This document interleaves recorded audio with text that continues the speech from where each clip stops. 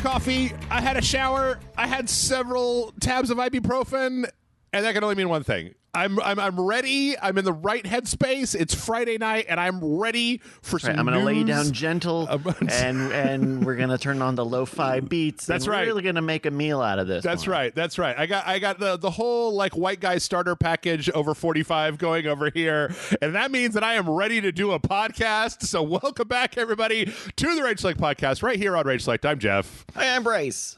Bryce, we got a weird one this week. We got a Nacon conference. Which Nacon, is that the Lives of P people?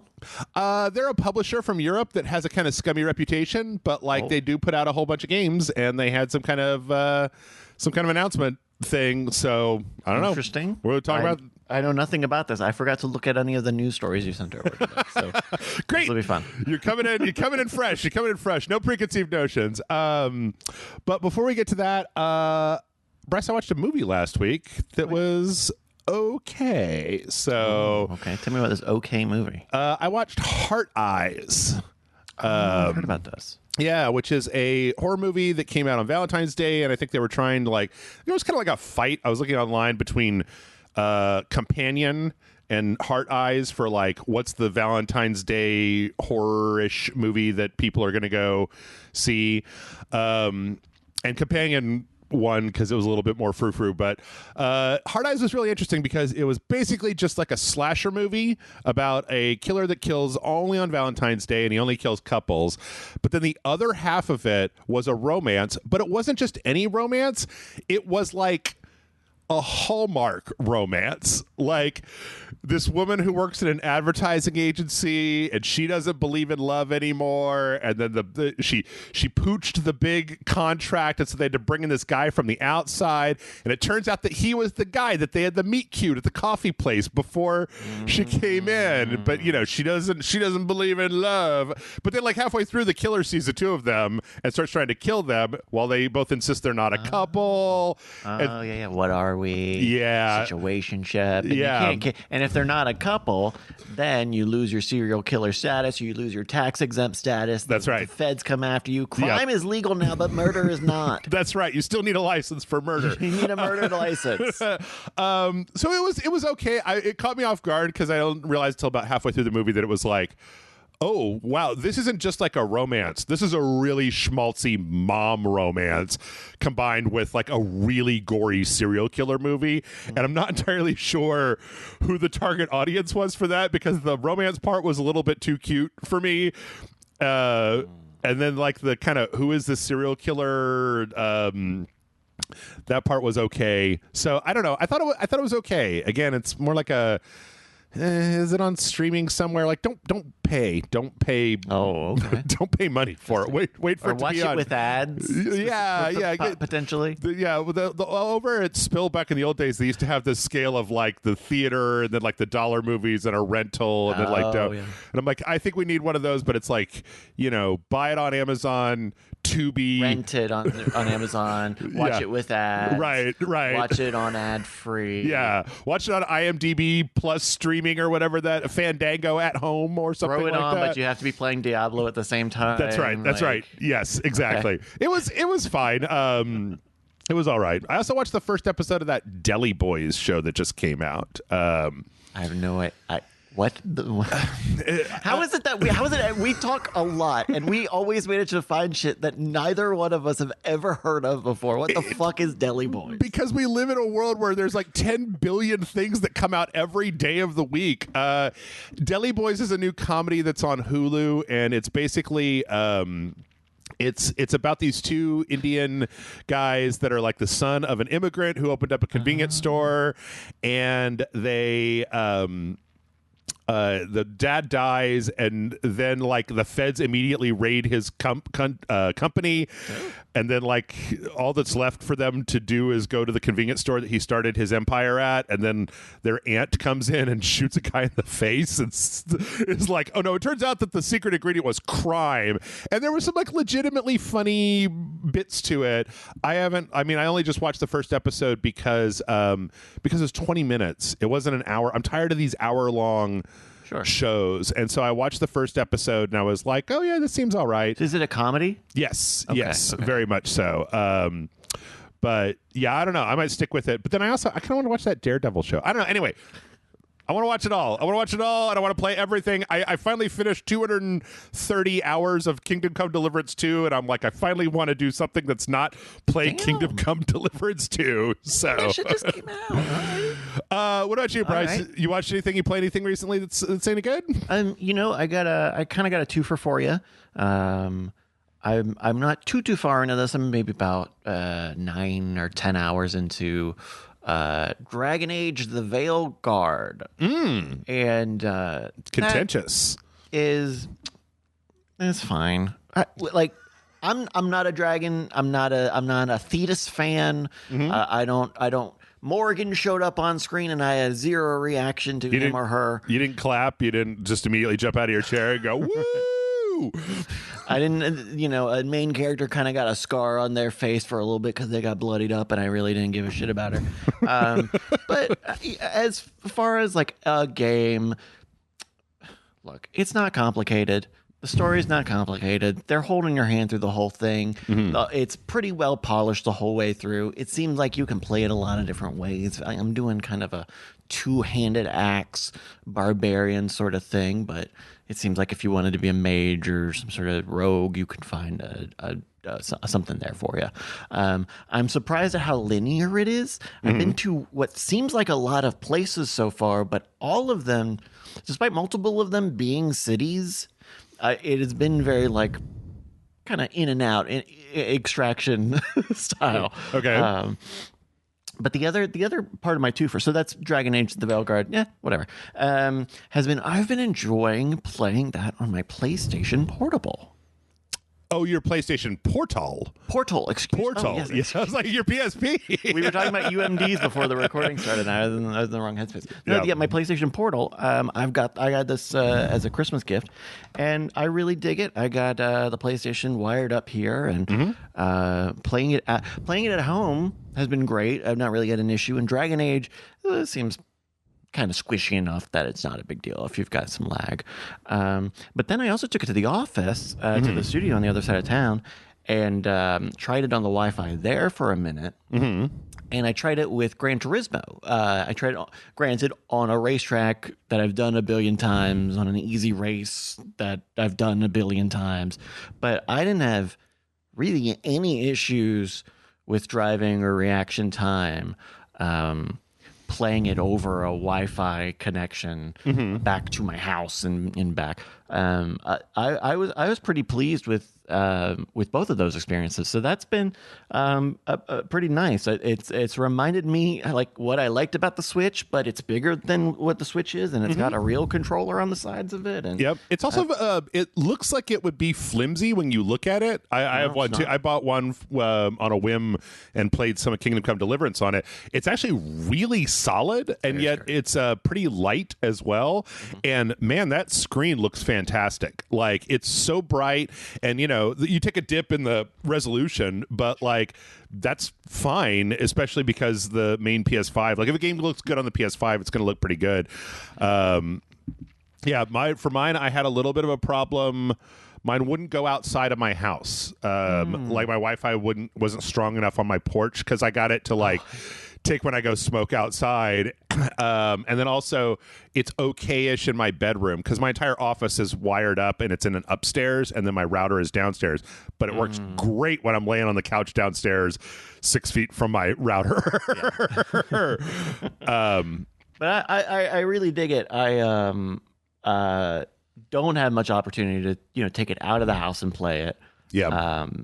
But even around the house, it's just nice to kind of have it and not, especially because at the moment I've got like kind of a particular setup with my racing wheel at the moment on a different screen, and so when that can just be in the corner, and then I can still hop over and do something else without needing to like, okay, I'm actually going to unplug the PlayStation and plug it on the other TV and do this whole other thing. Like it's flexibility. So I dig it. Portal. Yeah, it actually works really well. I mean, like I was expecting, because with Kingdom Come, it was like, that's an action game, so you have to be able, you can't have a lot of lag. It seems like they're boy, they're really close to having it be. You can still sense it just a little bit, but if you're playing something that doesn't require like split-second timing, you kind of get used to it as you're playing. The only other problem that I had was the first time I got it, and I think I hurt my neck because I was sitting on the couch playing it, and I had it in my lap, and I was looking down on it, and then I forgot that I was doing that and played it for like 3 hours straight, and then I was like, oh my god, my neck is killing me. So I don't know what the correct. Are you supposed to hold it in front of your face so that you're supposed to hold it up in front of your face so that your neck you're not like tilted down? But then you also your spine has to be perfectly straight, right? And then it has to be at the right reading distance, because if it's too close, then you're going to mess up your eyes. Right. I think your arms will get tired. So what you need is like some kind of braces. Your arms have to go in, kind of like a little walrus sort of guy, like an apparatus that can hold your arms up, like a back brace, but like with some arm pieces on it to take. Doing a lot of physical comedy over here that's not even playing on video. So we should move on. Oh, yes. Honorable mention. Yep. Honorable mention only because I played like 2 hours of it today. 2 Point Museum is pretty easy, and I am enjoying that because it's a simulator builder type of game that is pretty go with the flow. So that's just a quick thumbs up from me. There's a few things I'll throw one more out there real quick. An actual video game. Steam has had a bunch of demos that have come out recently, and there's one. God, I can never remember the name of this thing. That was announced. It's called Portal 3. Was this the name of that? No. Okay. There's the developer that made the game Quadrilateral Cowboy, which was an old which became the coding game. The coding game where you're like a first-person portal. They announced this game last week called Skin Deep, and it's basically you play as a insurance commando, and it's kind of a die-hard immersive sim style game, but it's got a lot of kind of craziness to it, where when pirates take over a ship, they unthaw you, and then your job is to go kill all the pirates and rescue all the cats, who the cats are the ones that drive the ship, and they're all like got a square head, but then the pirates, like when you kill them, their head pops off and they'll revive. Like they have these little head pods that pop off, so whenever you kill a pirate, you've got to like rip their head off and like flush it down the toilet or throw it out an airlock. And it's I played the demo for it, and I got to the end of the demo, and I was like, "Oh no, I want to keep playing this!" Like, I would really be interested in keeping checking this out because it's real weird and goofy.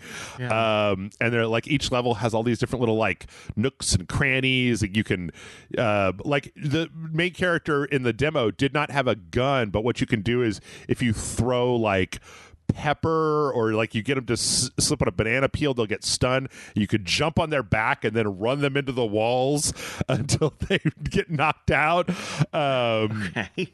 It's a real interesting little game, and I really enjoyed the demo for it. I think people should go check out the demo because I think it's going to be this. I think this developer Blendo Games has been kind of trying to get something like they did 30 Flights of Loving. 30 Flights of Loving people. Yeah. Okay. So they've done a lot of games over the years, but I think that this one might have a little bit more mass appeal because it's a first-person shooter, kind of immersive sim. Kind of looks System Shocky. Yeah, a little bit. But it's also real weird and goofy, and it's got a sense of humor. So, yeah. Oh, a lot of blinking and blurring and red shit on screen. I gotta look at something else.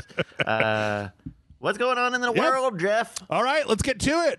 We got a Nacon Connect. I don't know why Nacon's logo is this like evil viper.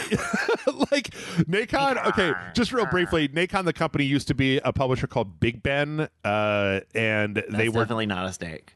Yes, that's a big clock tower. They were not the best. I don't know if they were the best or not. They get into a contract dispute over the people that made the Sinking City Frogwares. And there was a story a little while back where they were in a dispute about unpaid royalties, and Nacon, like Frogwares delisted the Sinking City, and Nacon downloaded a Whereas copy of the Sinking City, stripped out all of Frogwares' attribution, and then put that on Steam. And it's like, gross. But so we're watching their direct? Yes. But they do publish a bunch of games that are good. So we're going to check out some of those games. Cool. Great. I mean, Good. You know what? That's fine. Good. We put the asterisk out there. Let's see what they got. all right, let me jump past this little stupid They intro. burnt in like a 5-minute wait. Oh god, live action. Oh god. It's not live action. Yeah. It's not live action. So yeah, our first game up is a game called Cthulhu: The Cosmic Abyss. There's a lot of like, I don't know if these guys have some kind of licensing deal with Cthulhu, but they like to make a lot of weird Cthulhu games. This one is strange. It's kind of an undersea but also futuristic game. I don't know. The main character has like a robot hand and like cyber eyes and like a weird digital assistant. The smart mirror said it was 2053. Oh no, he's seeing his ceiling fall in. Yeah, this is being made by a company called Big Bad Wolf that made, I think the last thing they made was the Vampire the Masquerade Swan Song, which was kind of like a Telltale style Vampire the Masquerade game. This is probably their new stand-in for Frogwares of like, make me some Cthulhu games. Those dudes will pay whatever for a Cthulhu game. We don't have any like specific gameplay footage here, but the main character, they're kind of like flashing between different time periods. They show him kind of stealing like a Necronomicon. Yeah. But then a lot of this, the description for the game, underwater facility. Oh my god, it's gonna have everything, right? Yeah. Like a T virus. No, a G virus. A G virus. But I think that the main portion of this game is going to be in this undersea mining facility because, I don't know, the Steam description seems to emphasize that more than anything else. But yeah, it's mostly, I mean, it's probably going to be a third person kind of, or a first person kind of walk and adventure type of thing. I don't know. Do you fuck with the Cthulhu stuff at all? Not really. Yeah, I mean, the Eldritch Horror stuff is like an interesting concept, but it's not been my cup of tea. Mm-hmm. And every time I kind of see, it kind of sits in like this is not meant to be derogatory, but it kind of sits in the same sort of like niche vertical as like Warhammer. Like it's got a good number of people who are sincerely and genuinely interested in this thing. Yeah. And it's kind of also a divisive thing. So, I mean, it's not my jam, but I also know that I mean, they certainly make a lot of those Cthulhu games. I think that's a good comparison because also, you know, they make a shitload of Warhammer games and only one out of every like dozen is worth even considering. They make a lot of Cthulhu in terms of like stuff. Crossover appeal. Yeah. Where a lot of them are super niche. It's weird to me that Cthulhu hasn't broken out as a bigger thing as a genre, but I don't know. Let's see. From there, you sons of bitches. Is this Firewatch 2? Get watchier. That, you know what I hate more than anything in the world is the people who make. I hate the people who make recap web pages, because every single time they make them, they put the games out of order or they leave some off, and my God. I hate it. Yeah, I don't remember what this one was. This one was is like a narrative, like a first person kind of adventure game. Again, that's like, it looks like HD Firewatch. Yeah, I mean, I guess it looks like there's spookiness coming, but Firewatch had a scare. Firewatch got a horror. Firewatch got a scare.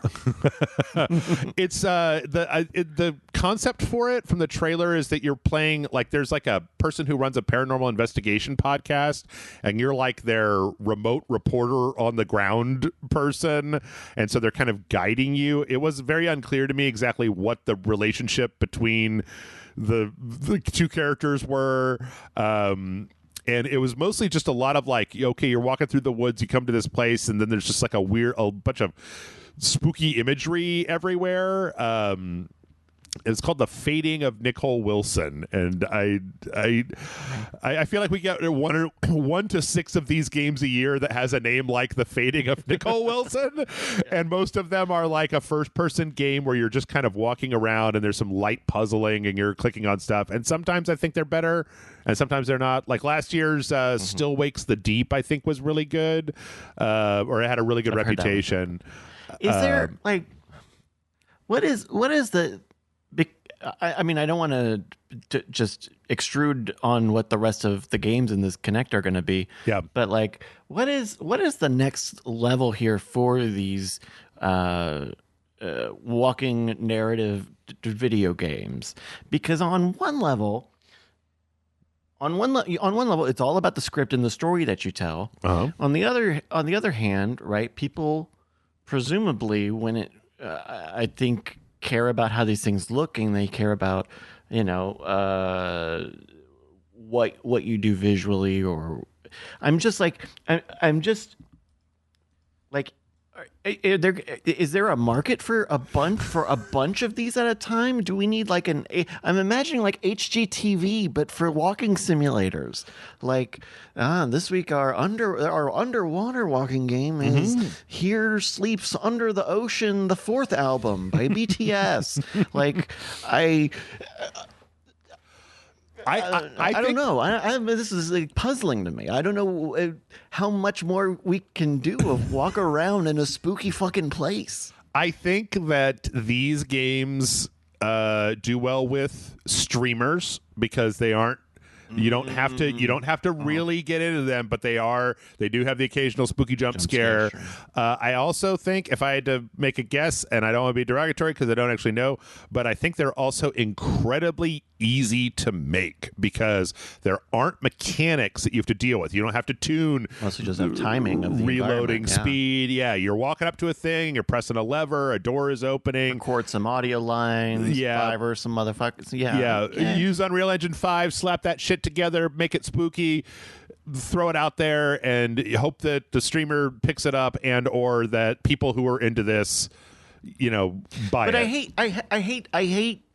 Okay, I agree. I do agree with all of that, and also the shame part of me is going to come out and just say, like, I don't love painting with such a broad brush, but it does feel very applicable, and so I don't know what the next thing here is.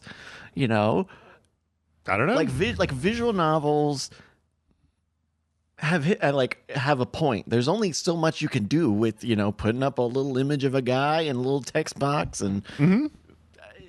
So I don't know what you do to break through on this. Yeah, I think you just have to. I think it's just how good is it? I mean, I think it's like everything, right? You can make and not to, again, I don't want to impugn these devs or anything because I don't know them, but like, here's the thing. I've seen what goes through the Steam front page. You can make a medium game, a medium quality game, and sometimes it will do enough numbers that you can make another game, and you can keep honing your craft and see if you can break through. I don't know if a game. Well, actually, you know what? That's not true because there were a lot of people last year that put that Still Wakes the Deep game on their high tier. This is a recommended game. You should totally play this. It's got a great story, and that was a first person walking around on an oil rig, and then a bunch of spooky weird shit starts happening. Mm-hmm. So, where I think that sounds like expertise in the execution, right? They made one of those that is so really good. Yes. I don't know. I mean, I don't know because I think where we've seen. God, I'm sorry to have already derailed this. Where we've seen like when a developer like makes small little things and just turns out lots of small little things. Yep. I think the last notable time I could think of that was Five Nights at Freddy's. And I think that is because those games were simple, were different, were probably a little easier to make, but also had a unique style and things. And so, I mean, I wonder how you push. I want to see the ideas that push out of you walk around and maybe you got to hide from monsters in a closet. We don't have closets. We have holes in the wall. You hide into a hole in the wall, and that's not a closet. It's so funny because I looked up the developer for this, The Fading of Nicole Wilson, and they're called 101 Games. And their last game was a game I think that I played on the channel called The Suicide of Rachel Foster. So both of their games have the same kind of weird. It's a one sentence horror story title. Yeah, I don't know. I don't know what comes next, but I do know what comes next in this presentation. Okay. And that is, this was shown last week. It's called Edge of Memories. This is like it's like an RPG, like a third person kind of RPG. I don't think it's an actual JRPG, but it's actually the sequel to a game that came out a little while back called Edge of Eternity. This one looks a little bit brighter. It's got a little bit more color in it. Edge of Eternity was a little bit more desaturated. However, when I watched this trailer, the only thing I could think of was everything looks really half of it looks okay and half of it looks blurry as shit. Like the textures on the characters are too low resolution, and it does have a very like stylized, almost cell shaded. I mean, you wouldn't necessarily call it cell shaded, but it is that kind of painty, digital painty sort of look, kind of like a Tales. Yeah, or like a Honkai Star Rail or a Genshin Impact. That kind of, but it's just not quite crisp enough for that. And then this whole trailer is talking about, I don't know, the rot, let it consume you, blah blah blah blah. And I was like, okay, sure. I think I talked about this last week. I don't know, Bryce, you can't hear the overbearing narration on this, but I feel like a lot of times we see these kind of third-person, semi-real-time JRPG style things, and I don't think any of them have ever hit with me. Like, I don't even play Xenogears, for God's sake. Like, I don't think that the off-brand one is going to work for me. I don't know. Anything here tickle your fancy? Not for me, but I can see where, like, maybe this is a thing for a Tales person. Like, did you talk about that Claire Obscure game last week? Like, I feel like this fits in a similar vein of like, we're gonna just try to do like we're just gonna try to do one of those types of games. Yeah, and maybe that'll just be enough. And maybe there's RPG fans out there that they're between games, they're waiting for the next thing. They just need their fix, and we could sell it to them for $40 instead of $70. But they've played Scarlet Nexus 500 times, and they're ready for a new thing where there's a weird, gross fungus monster thing. Yeah. So yeah, that's we're just shitting on everybody today. Well, I know there's a few things in here from the RageSelect. So here's one that I'll say that I'll throw some sugar towards. Last year, Raven's Watch came out, which was kind of like an ARPG, like a Diablo style ARPG that had some Hades DNA of like it's because it's run based as opposed to like Diablo. You go until you die. There's kind of a timer until the boss comes out, but kind of the big hook on this one was that you play as various storybook characters. So you played as Red Riding Hood that turns into a werewolf, or you played as Aladdin, or you played as a mermaid, and they announced some new characters. And it's funny because the new characters that they're putting in are Romeo and Juliet, and they can only be played as a pair. Like you have to play co-op? Two-player, yeah, because you can play up to 4 people, but these two can only be played as a pair. And I think as a pair they can like revive each other. Juliet's got a pistol and Romeo's got a sword, and they've got their little powers.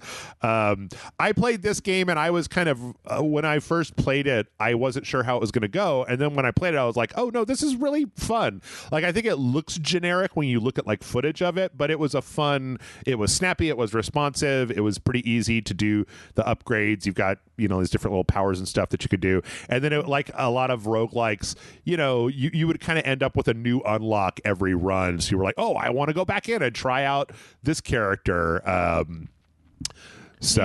Yeah. I mean, a co-op thing like doesn't sell me on anything, and like Romeo and Juliet is another path we don't need to go down. But like, okay, yeah. So yeah, that's coming out May of 2025. Let's see. From there, this is interesting. This is a trailer for Revo Sim, which is this is why I thought this might appeal a little bit.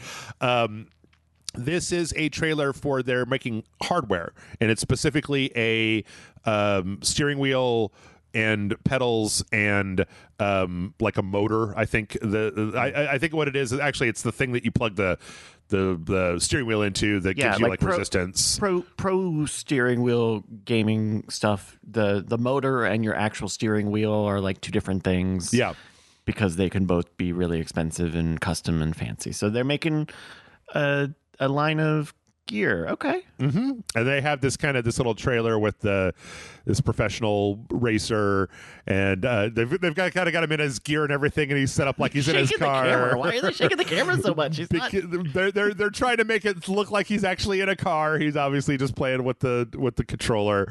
Now there are motor setups where you can like be on like a D-box sort of thing, but I don't think that's what they're doing here. I think they just shut the camera. Yeah, at the end they kind of I don't know. There also looks like this might have so at the end they show the kind of setup, and so it's wheel and a motor. Yeah, a wheel and a motor and pedals and stuff. It's strange because they also have a brief teaser for a controller, and I was like, I didn't know that Nacon was like a peripherals manufacturer. Like I thought that they just made games. And also did they mention a shifter? I don't see a shifter. I don't think so. I think it's all those buttons on the steering wheel. Is it supposed to be like, are there cars where you just use the steering wheel buttons to shift instead of like an actual... I think for the rally game people, I think they like having a shifter. Okay. I think if you play with like consumer cars or like you see those guys on TikTok who are like pretending they're driving through the highway and they're changing the gears all crazy for no reason. Those guys like those. Okay. But then this was paired with the announcement of a racing game. Or wait a minute. This is Rensport. And apparently this is already out, like it's already in early access on the PC, I think. I think that this was announcing that it's coming to consoles, and it's going to have crossplay between the consoles. Do you know anything about Rensport, Bryce? Do you know the name, or you don't do that much? Most of your stuff is on the console, though, right? So right. I saw that this popped up. I think probably because of this trailer, but I did not look into more information on it. It seems like it's pretty early on whatever they're doing, but I don't think I know a lot of the details on Rensport. No. Oh, okay. So now on the PC, it is free to play. It came out December 16th of last year, and it has mostly negative reviews. So there you go. Is it like a monetization battle pass sort of thing? It is a weird time for these games. They're between, you still got iRacing. There's going to be the new Corsa Evo. You've still got Gran Turismo. I know people are still doing Forza Motorsport. There's been more racing games as of late, including arcadey sort of games. I don't know how much space there is for another like competitive level enthusiast game at the moment. From what I can see on these reviews, it looks like a lot of them are complaining about how it's not really much of a sim and it's more of an arcade thing, even though all of the iconography, especially this trailer that we saw, makes it seem like it's a sim. And then on tracks. Yeah. They're actual race cars. Yeah, I would have thought this would be kind of simmy. I don't know. It's possible that, it's in early access, so it's possible that it might be by the time they get it out, they've got like a big 1.0 update or something that's going to change things, but who could say? I don't know. Let's see. From there, my favorite thing. Hey, like a horror game. No, not a horror game. Well, sort of a horror game. DLC for RoboCop Rogue City, which with a DLC called Unfinished Business that's basically Dread / The Raid, where you've got one giant tower that RoboCop has to go into to clear out. You got to get to the top of the tower, but then also they used all of the digital scans they did of Peter Weller, that there's like flashback parts where you play as non-RoboCop Murphy.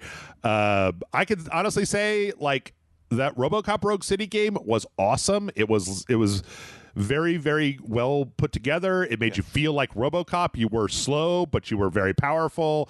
They got all the iconography right. They got all the voice lines right. They got the feel of it right. Did they get the biting social commentary correct? They got the biting social commentary right. Good. It was great. So if they want to put out more of that, I am more than happy to oblige them. And that's coming out in summer of 2025. The only thing, I need to go back and see if they ever fixed the PS5 version, because it had this weird thing, and I can't believe... It was one of those things that I don't know if it's because I do like video editing and I'm real sensitive to the stuff, but it was like every time the scene changed, there was like a brief flash of like when you're supposed the to cut engine clicking into place. Yeah, and it was like one frame, but every time they had a cut scene and it did that, and it just irritated the shit out of me. Like I was just like, I don't want to watch this. So I played it on the PC where I didn't have to, but I never went back to see if it got fixed. But yep, good stuff. Neat. Good stuff. RoboCop. Let's see. After that, we got here's another interesting one. This is another entry into the like online 4-player co-op kind of PvE entry. This is called The Mound, Omen of Cthulhu, and you play as it looks like some like conquistadors or like some colonists that come to this land, and so this is a cinematic shipwrecked. Yeah, seeing this Cthulhu temple. You got a Friar Tuck and. Yeah, so it's like a first-person action game, and you're kind of going through, and it's got like it looks like it has some like madness effects, and there's like some monsters, there's like some tree monsters and stuff going on.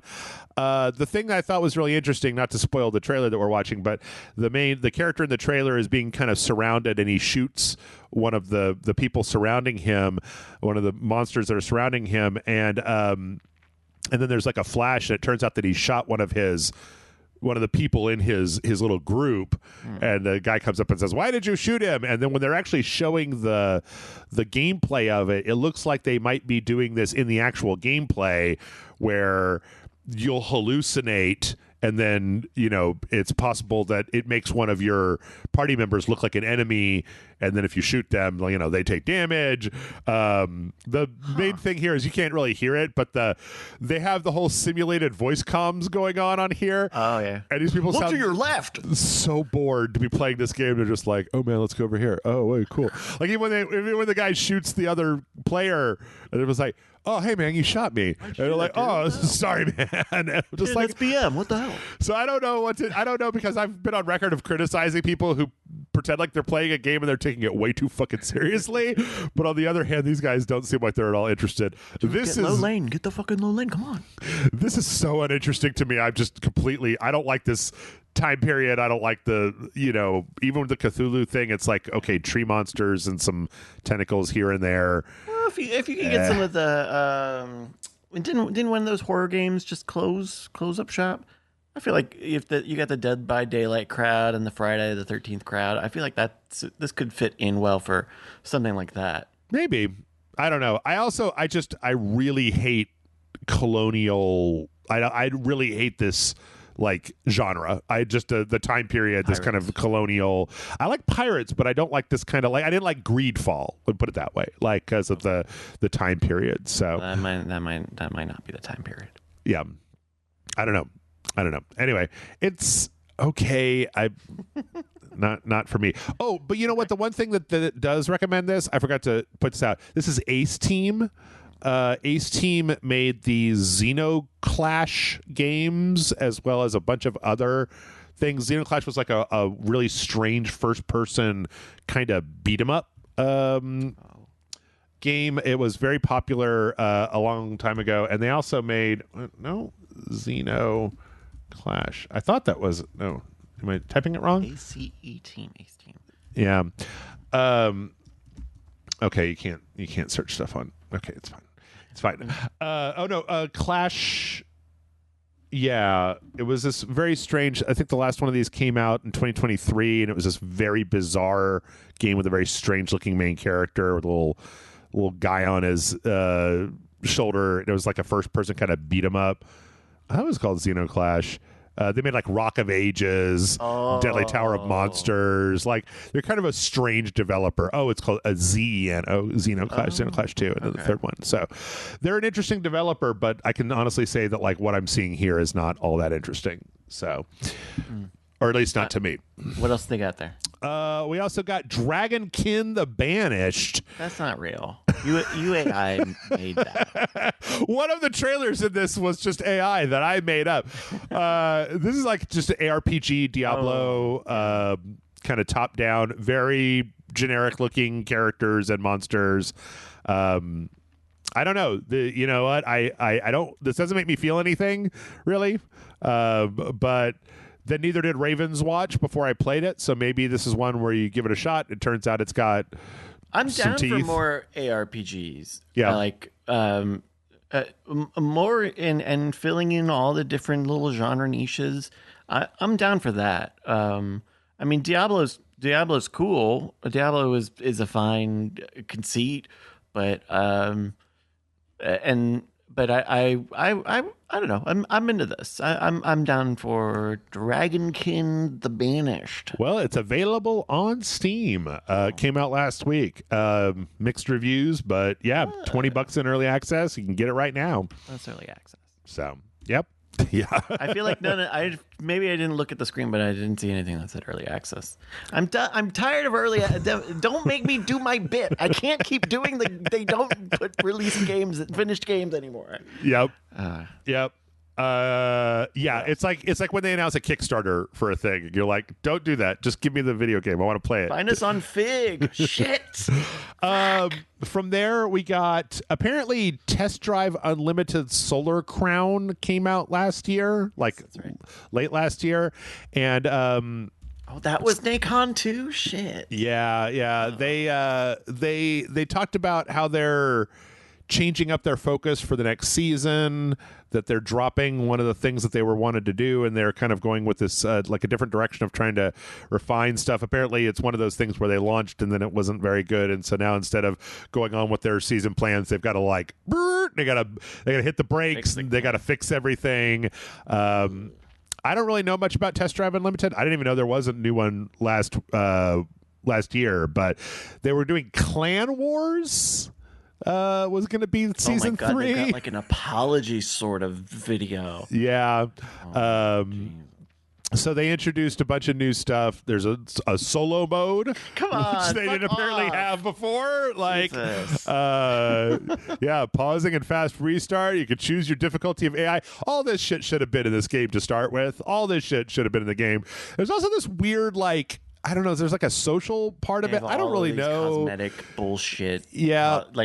It's one thing if you're customizing your car and you make, you got a fancy little license plate, or, we put a little stick, you get your decal on the side. Yep. But I don't care about a guy in a polo shirt walking around in a PlayStation Home sort of scenario. That is, you know what that is?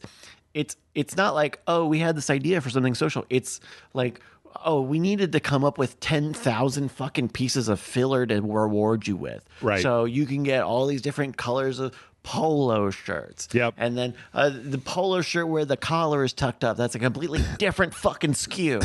And then another one where only one of the buttons, where both of the buttons are tied up, and because those are different fucking SKUs. Yep. Yep. I'm with you. I'm with you. I'm like, it's such a it must be very frustrating on the inside to be put games out designed like this. I mean, I know I complained about it a lot, but it must also fucking suck to have to plan and build this game and then completely have to change direction in what should be gravy time, but instead we're now doing whole other game development part 2, but we're not making a second game out of this. No, we're just making more fucking shit that people will miss because it wasn't in the game on the day when most of the people bought it. That it fucking baffles me sometimes with these live service roadmap things. I think that I think that what happens is you launch a game, and then if your Steam reviews look like this, if you've got mostly negative 4,500 mostly negative reviews, then it's like, well, we done fucked it up. So we got to go back and we can make a single player mode, make a difficulty mode. I get 50 levels on my solar pass. Yeah, we got a new season pass for season 3. We've got. I don't give it. I can earn that. I can earn 50 levels. Yeah, you got a battle pass. They got new convoy missions, a new navigation mode. This to me was the most insulting thing, and I don't know because I don't play games, but it was like navigation mode. How fast can you get from point A to point B? You can take take whatever roads you want, and if you set the highest score, then you win. You win if you can get to the 7-Eleven faster than anyone else. And I'm just like, I hate racing games now. I hate open world games for that reason. Yeah, like that. I'm looking at that map and I'm not really interested in that. This is really strange, and it's just kind of unfortunate because it seems like they're putting a lot of good effort and energy into this, and I hope that it pays off for everybody involved. It would be nice if it was a good game. It would be nice if it was a good fun game that everybody could have a good fun time with. Like what? Yeah, perfect. That's what I want. That's why I criticize you, Test Drive Unlimited Solar Crowd. We want. I'm not mad. I'm just disappointed. And then I tell you what, we're pretty much out of time here, but let's just go real fast. We got a trailer for. Oh yeah, this was some hardware. No, it's like it's a hardware. It's a controller, and it's like some kind of controller for your phone. It turns your phone into like a esports. I don't care. I don't care. I don't give a shit. So they're making controllers and some fighting games. Yes.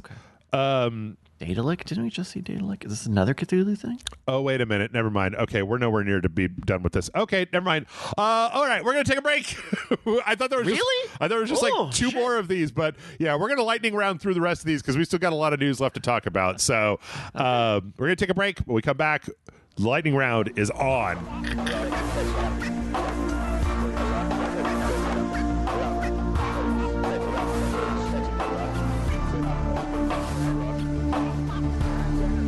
And we're back. And we got a few more trailers left to go in our Nacon Connect 2025. We're going through them pretty quick. The first one I'm a little bit more interested in. This one's called The Occultist, and it looks like it's like a kind of a first-person game where you play as somebody that's solving kind of like supernatural mysteries, but the game itself seems like it's got a little bit more like agency to it. Like there's some puzzle-solving stuff that you see, and there's definitely some kind of like threatening combat kind of stuff. I like the idea of having a game where you play as like a paranormal investigator, and then you have to investigate a few different things as opposed to just, one mystery, because there seems to be in this trailer kind of like a bunch of different environments and some different styles of creepy creepos. And some different stuff. So this one is a little higher up on the list to me than some of the other ones. There's even a point where you see the main character perspective where they have a gun in their hand, and I'm like, yay, violence! So, see, we don't have a closet in this game. We have boudoirs. Yep. Yeah, the boudoir. I don't know if you just. I was tired of that when Amnesia came out. Of like hide. I'm like, I don't play these games to fucking go in a closet. I play them to punch people in the face. Give me something. What is Daedalic? Is that the Cthulhu folk? I think that Nacon is like a broad publisher, and then like Daedalic is a suite of developers, like a kind of a sub-publisher. They make like the Talos Principle and like a few other type. They make a bunch of kind of like first-person kind of interesting artsy games. So because we've seen them a few times, we also see Teon a few times as they're the ones who make like the RoboCop game. So I think that Nacon is kind of like a holding company, high level publisher type of thing. So I think Talos Principle is Devolver and the Serious Sam people. Is it? I thought it was Crow Team and Devolver Digital. I swear to God, I thought that Daedalic had something to do with that, but it's just the content. I mean, the content of Talos Principle is all about Daedalic and biblical words and bullshit. Okay. All right, fair enough. Let's see. We also are getting a new Styx game. Styx. Wait, what is Styx? Styx is a game where you play as a goblin thief in kind of the medieval world. It's kind of a stealth game where you play as this little goblin guy that goes around stealing stuff, and he's got little magic powers, and he's kind of a rude, crude dude with attitude. It actually started as a game where it was like you played as like this big orc guy and then Styx, and you would switch between them, and one of them was like a fighter and the other one was like a thief. But then Styx was popular enough that he kind of went out on his own, and there have been 2 or 3 Styx games.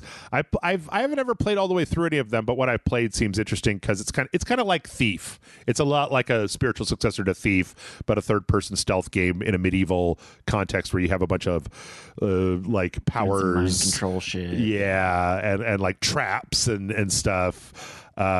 So yeah, always happy to see more Styx games. I like this very fake, not fake. I like the cinematic that we're watching. But I don't know that this is gameplay. It's pretty close. Yeah, for sure. Not exactly, but and then they wrapped up with one of a very frustrating thing. There's this game called Hell Is Us. It gets compared to Death Stranding a lot because the main character in a lot of the trailers is wearing kind of like a hat with like a hood over it, kind of like the guy in Death Stranding, and you're kind of walking around. They put out this trailer that's an investigation trailer. This is like a third-person action game where you're kind of in this country. You're going home to your birth country, and you're trying to figure out what happened to your parents. And there's like this weird supernatural thing that has occurred. So you're kind of wandering around, but then it's also kind of a third-person action game with some kind of supernatural and tech powers. I really think that the art design, I like the enemy design, these kind of no-face characters and these kind of weird structures. But every time the main developer talks about the game, he just makes it sound like it's everything. Like he's like, oh, no, if you just want to play the game, it's fine. But those who want to dig deeper can find these intricate mysteries that they can solve. And it's like, well, which one is it? I don't know. Apparently it's structured in a way where they're not putting like checkpoints on the map. You have to talk to people. You have to ask them like what happened here, and they'll be like, "Wow, I saw the convoy go up the road by that hill over there." And then you look out, and you see the road by the hill, and then you go and you go up there. So that's kind of okay. That's kind of an immersive sort of thing. I like that. Yeah. I mean, everything I've seen about this I like. Is just the director of this game is very bombastic, and he makes everything sound like it's number one, the tits. Like every single part of this game is just the tits. So this does look like a 15-year-old got kind of excited and just came up with a bunch of stuff. Yeah, and it looks cool. I'll get the military streetwear tech shit, and then like get some Cthulhu kind of sort of stuff. But then like also get some like a treehouse. We gotta have a treehouse. He's got the main character. He's got like a laser sword, and he gets to fight the guy. There's ancient texts, and there's different ancient texts, and you got a little thing that goes beep, beep, beep, beep, beep, beep, beep, it looks it up and it says, we used to be here. Like, yeah, fine. Like honestly, like in my head, I'm like treating this as like a B game. Mm-hmm. Like if we're in a world where B games are back, like I'm down for this being whatever B game. Like this looks neat. It's not a sequel. It's not a remake. It's not a live service game. It's not free to play. It's not early access. It's just a third person narrative goddamn video game in an original universe. Let's go. Give me more of it. Give me more of it. Yeah. And it almost has like just the UI that we're looking at right now where we're in a conversation, almost like it looks like they want it to look like Fallout with like the kind of green text, but I'm definitely looking at the way it's set up, but it's set up more like a fucking Telltale game. Yeah. It's pretty straightforward. I don't know. This has actually made me kind of interested in this. Yeah. I mean, it's supposed to be coming out, I think, in September of this year. And it's been announced for a little while. I do think it's got a specific look and it's got a specific feel. And although I complain about the developer guy talking, he is obviously very excited about this game and its potential and what you can do in it. And I like the fact that when they show it, they show that there's some action, right? That, so many of the games that we've seen in this have seemed like they've just been, we were talking about the first person horror walk around game, and this obviously has places where you whip out a weapon and the dudes have bars over their heads and you gotta parry a thing and use an ability, and I'm like, yes please, energy swords, yes.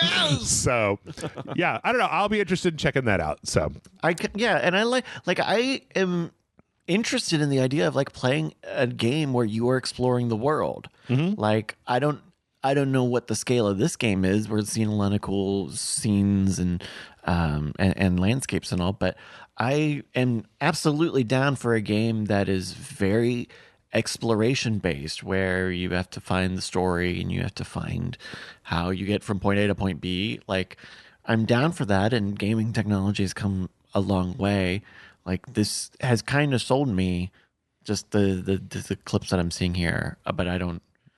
Yeah. I guess I also don't know to what end. Like, there's a trade. What the fuck are you going to trade in a game like this for? But then I don't know. Maybe it's got kind of a Fallout style barter system as opposed to like, go to the shop. You could just talk to somebody and be like, but then he's in the fucking mist tower. But I gotta get the ceramic flower, and I must interact with the 3 sigils. Mm-hmm. Oh, but then he's got. You can put stuff in the sigils. Yep. What the fuck? It's very usable. How could you use that item? It was a note. What the fuck? I don't know. It seems like they're focusing. It seems like they're trying to make a third-person action game where they're focusing a lot on like data collection. They're trying to put a lot of the story investigation elements in, and then apparently they're also trying to put in a shitload of like super secret mysteries that'll never be checkpointed on the map, and you just find a thing and you're like, oh shit, where do I, how do I resolve this, and you've got to go figure it out in the world. So anyway, that's Nacon Connect 2025. What was that game? Hell is Us. Yep. Hell is Us. What a fucking terrible name. All of these names have been bad. Anything here stand out to you before we move on? I was interested in that Hell is Us there at the end for reasons we kind of talked about. Yeah. I'm interested to see like what pops up around some of these games. I'll keep an eye on Rensport because I'm back on my Gran Turismo shit, by the way. Yeah. And maybe what the hardware stuff does, because I kind of follow. I kind of see what some of the there's not too many makers of like motorsport gaming accessories. The sticks thing, like, that could be neat, but that was a very like CG trailer, so I don't know. Yeah. How do you feel about like that RoboCop? Oh, I love that RoboCop game so much. I thought it was incredibly underrated. People were out there just like, I love it, and the game industry in general was like, whatever. But I'm super excited to basically get Dread, but as a RoboCop game, I will totally play the shit out of that. Yeah. I don't know. Yeah. All right. Well, let's move on because we got a bunch of news to go through. I actually cut this list down dramatically, but we're still got to go through it. Do it. First thing I did put on here is a little trolliness is the Sinking City 2 got a gameplay teaser and is running a Kickstarter right now. This is the sequel to the original Sinking City, obviously. They've moved to Unreal Engine 5. I really liked the first one. They've got a lot of interesting stuff that's going on. This does have a pretty big combat element to it, as well as this is the same company that made a bunch of the Sherlock Holmes games, so it's got that big kind of like connecting together investigation stuff on it. Yeah, and I think it looks really great. I watched kind of a little 5-minute like deep dive by the developers on it, talking about how all the stuff they learned and how they're really leveraging. I didn't know that Frogwares, the developer of this, is in Ukraine. They're in Kyiv. So they talked about the challenges of developing in an active war zone, but they said that we do it because we want it to be like, we want to feel normal, and this is what we all love to do, so we want to put our hearts into this stuff. And so it looks good. I think it looks really good. I think that moving to Unreal Engine 5 is good for them because they're obviously a small team, and they're using Nanite and Lumen and the character engine that they have that does the like hold up a cell phone and you can do voice do capture and stuff on it. So I mean, the Kickstarter part of it feels, I know that they went through stuff with Nacon and all, but there being a Kickstarter angle to this kind of, I get it. If it's like actually just that level and it doesn't, like, fine, but like, we're fucking watching this on the official PlayStation YouTube channel. Like, come on. Yeah. Like, well, a lot of their Kickstarter, they said, was to refine the game, was to basically that the game is pretty well developed, and that they're looking to basically use the stuff. They're also only asking for I say only, but they're asking for $100K, and they've already gone double over that goal. So it'll definitely get made. Which, yeah, I'm happy. I would like to see more of that. Let's see. In other horror kind of adjacent stuff, there was a recent interview with Neil Druckmann talking to Variety as Last of Us Season 2's HBO date comes up on April 13th, asking if there would be a third one. I think I've seen some interviews with Druckmann in the past where he said, like, if we had an idea, we would maybe do a third one, but this is a lot more like, no, we don't have an idea. We're more focused on the Heretic thing that they announced at the Game Awards, Intergalactic, the Heretic Project. So no Last of Us 3 right now, at least. Like, it doesn't seem like they're going to launch into that. Who knows if they'll come back to it at a later date. I know there's a lot of people who would really love to see more of The Last of Us. The game is not exactly my biggest jam, but you know. Yeah, I didn't even play the second one. They're very well made, very well acclaimed, and I think it's probably better to say, like, yeah, we're just gonna keep it to the stuff that we are like really inspired by. Yeah. And especially like I've been waiting for a new thing from Naughty Dog for a while. Yep. You know, they wrung a lot out of Uncharted. They got a lot out of making and remastering and remastering and remastering the making of parts and of The Last of Us. But I think hopefully they can also come up with another better fucking title. Can you scroll down again? What was it for their new game? Intergalactic, the Heretic Prophet. Fuck off. Bullshit. Yeah. Space Wars. I don't know. Come on. Intergalactic, the Heretic Prophet. It's not your fucking self-published Amazon book here, Druck. Come on. I just want them to get back to playing games where somebody's having fun. The misery porn of Last of Us is fine, and I get it. Everybody's a grown-up, and being a grown-up means you have to be miserable. Zero Grav is your brand. The space of us. The us that is in space. Space Priest. Spacer Galactic. Yeah. Let's see. From there, we got the news that some more folks are getting laid off at PlayStation. Seems like every week this stuff happens. This is part of the visual arts section of PlayStation, which, as near as I can tell, seems to be like a kind of a support group that does like art and stuff for various games that come out. This isn't incredibly huge because I would assume that this may be like a group that makes like marketing materials or something. That stuff might just be moved back internal to the art department of the various studios that are internal.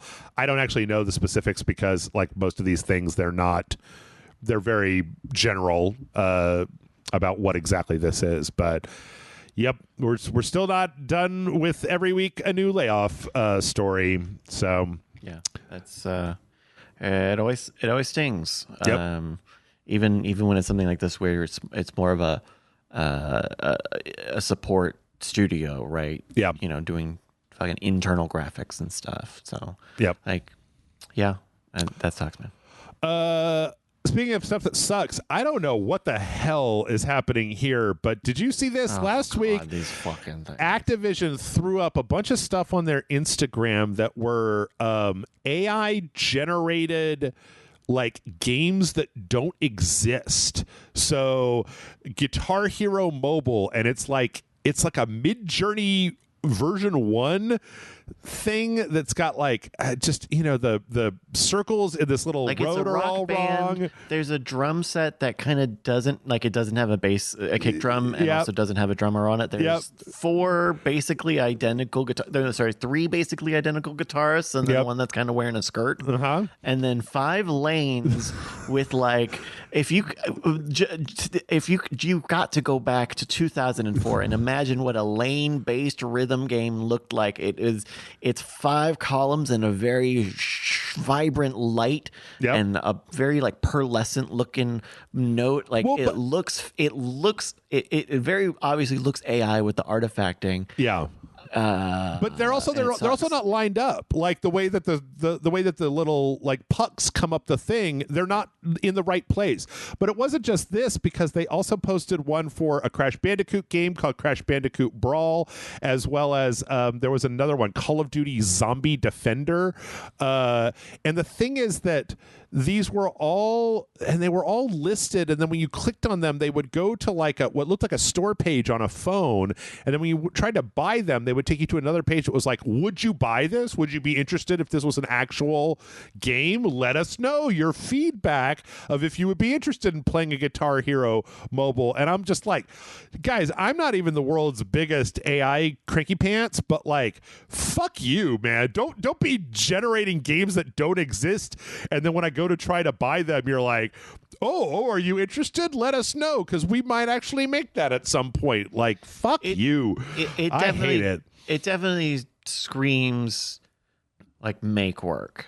Yeah. You know, like, I guess, you know, some model was able to make a mobile game like you know, this Call of Duty one with the house that doesn't make any sense. Yep. But it's not even like cool like House of Leaves. It's just like they put some fucking windows in a hallway and a bed in a hallway. You know, this wall doesn't come all the way up to the top. This bed is in the middle of the living room. That door is also a window. Yep. This idea of creating fake ass video games with AI art. And again, I'm not even completely opposed. I think there's a world where you could talk about some of the AI stuff. It doesn't have any place in their social media. Yes. It doesn't have any place certainly not as like here, like it, like this post where all they have is defend, survive, conquer, Call of Duty zombie style. And it's not like this is an idea for a game, or this, would you be interested in something? Like it was kind of posted just as a plop for a while there until I guess people found, you know, some survey they're doing. But, you know, it doesn't have any place being here because it is fucking amateur hour. Brother, if you were this is good. Do you know how much money Activision has spent on Guitar Hero? Look, you're gonna fucking sully the name. Yeah, you're gonna fucking sully some shit here if you do this wrong. Yeah, I agree. This is ridiculous and stupid, and it's funny because I keep looking at AI tech and going like, oh man, I could think of ways that this could be useful. Not this. Not be lazy. Like, you could literally just go to your Instagram, take some old Guitar Hero art or some new Guitar Hero art or whatever, put it on there and be like, hey everybody, would you be interested in playing Guitar Hero on your phone? Let us know. We're trying to figure out where to go with this franchise. Like, put your comments down below, you know?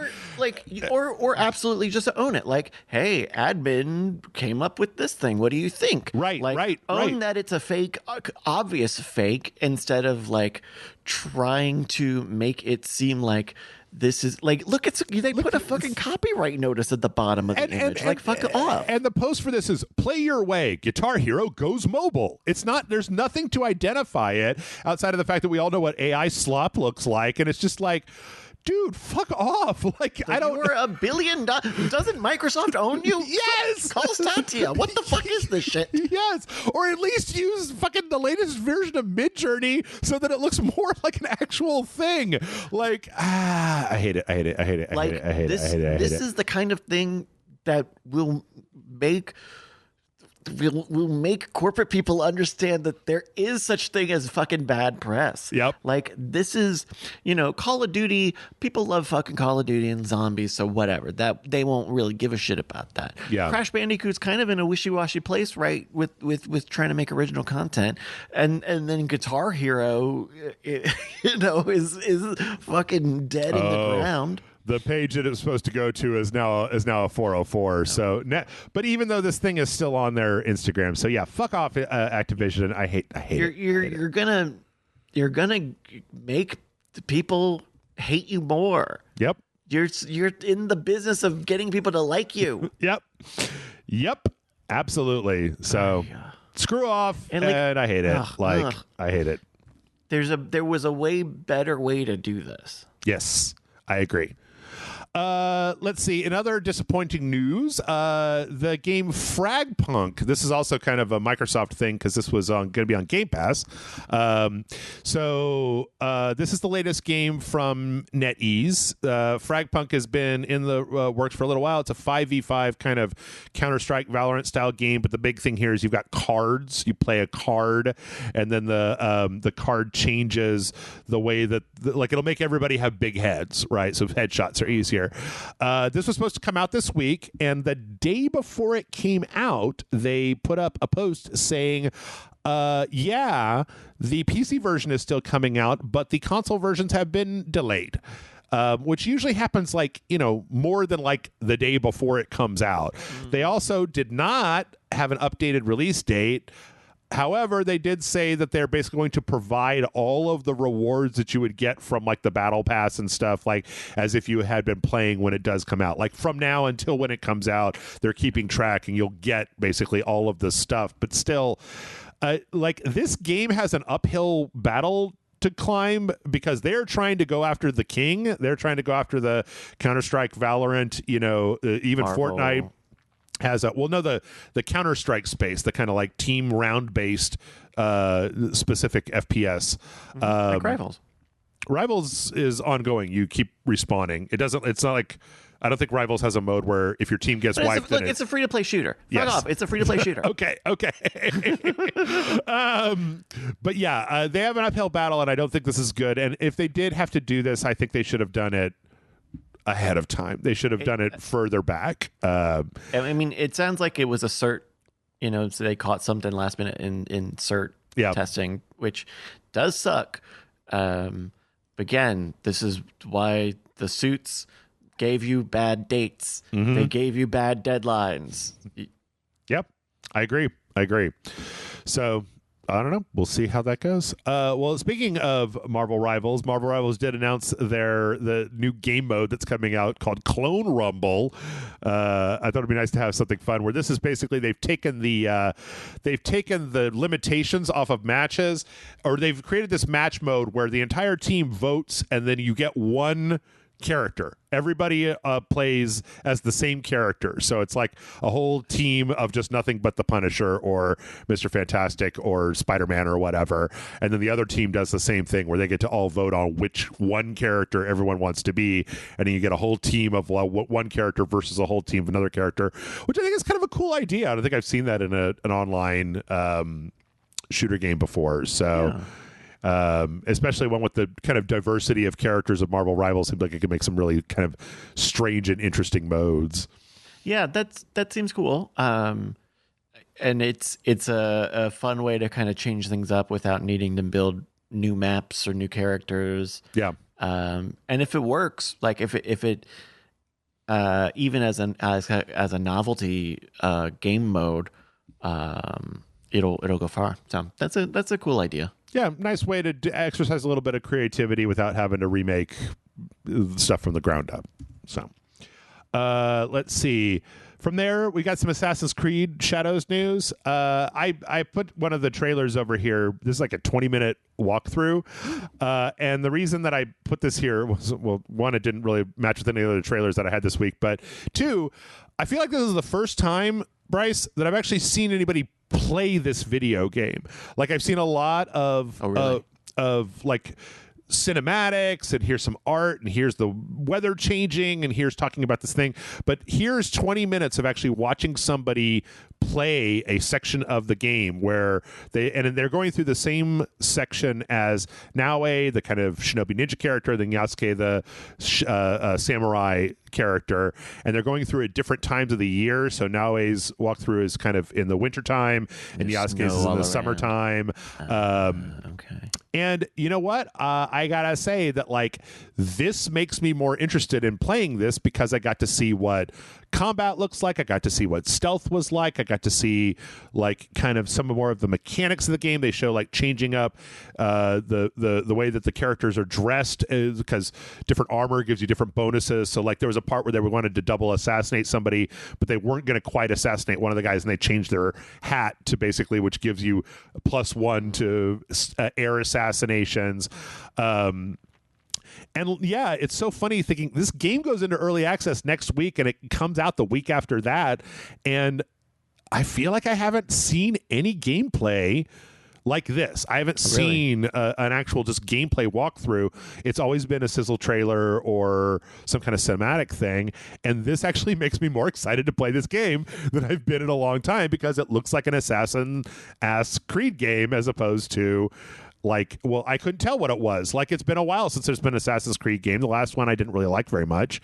And this one looks like it looks good and that it plays good and that there's, you know, some ways that you can get around, and that the two characters do play very differently. That like Yasuke is much more of a power character, whereas Naoe is more of a stealth character. So when playing as Yasuke, they show that you can sneak, but also that like whenever you assassinate somebody, he doesn't slit their throat. He just like stabs them and they scream. So you got to make sure that you're not, you know, near anybody. And then the whole thing kind of wraps up with like an actual kind of a third person, like they show Yasuke in full armor, kind of doing some of the actual combat in the game. So yeah, I thought this was really interesting, and it's something I hadn't seen before. I don't know if you have any interest in this Assassin's Creed game at all, but I think I might take a look at this.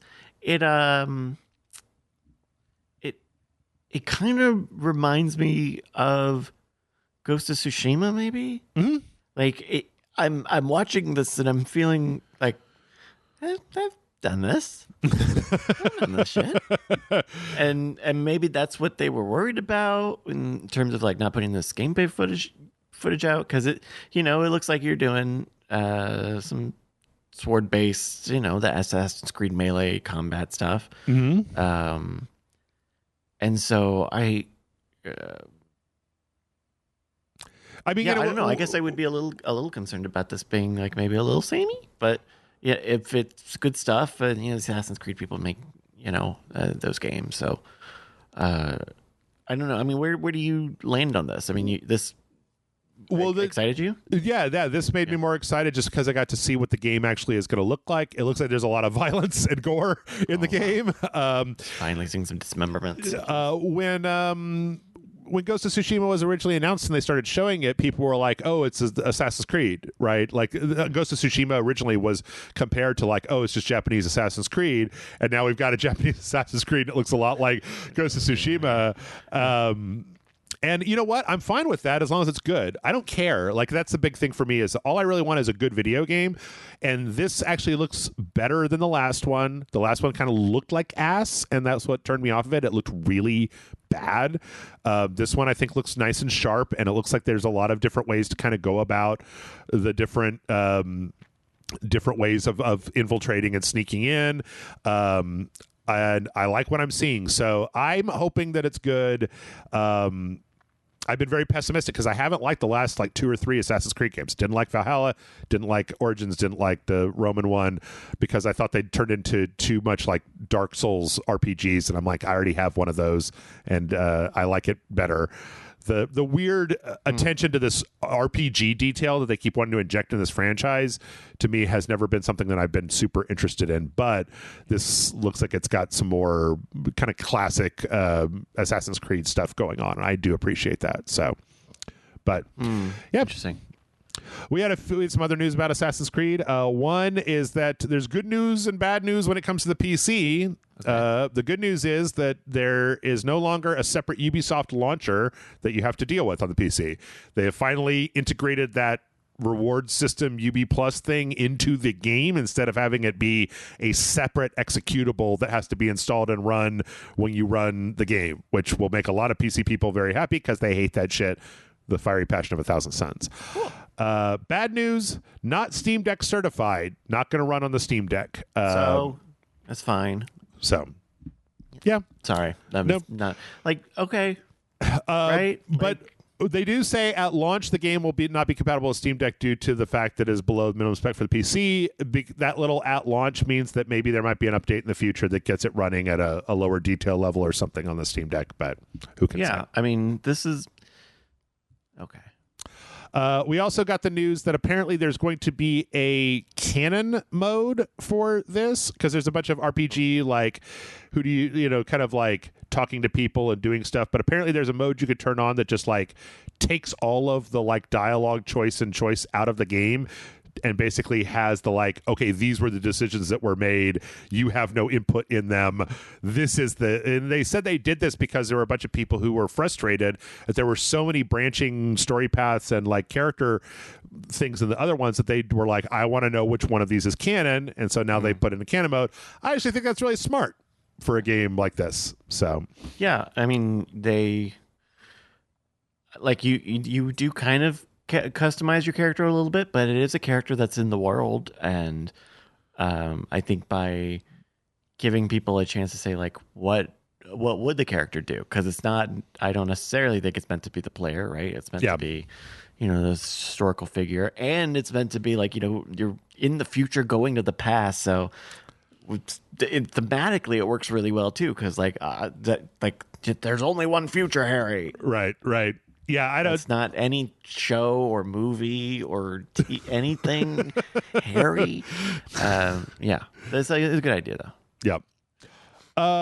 Let's see. In other new game news, Monster Hunter Wilds. Some people on the PC version of Monster Hunter Wilds think that they might have found a typo in one of the config files that reads Rezo Ltuion, and that by changing that to the actual word resolution, that people saw a mild but noticeable like jump in performance. So I believe it. Yeah, that was yeah, I believe it. You know, it happens. Hey, good catch. Yep, good catch. I agree. Let's see. In the Warhammer 40K Space Marine 2, also had a little bit of a problem. Apparently, they had a seasonal event that happened where you could unlock a specific set of armor if you played through 6 games with each one of the players' classes.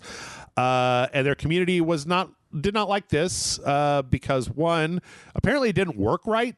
So people just kept playing matches and it didn't tick up the out of 6, you know. They were like, it was 3 out of 6 and I played 12 matches today and it's still 3 out of 6.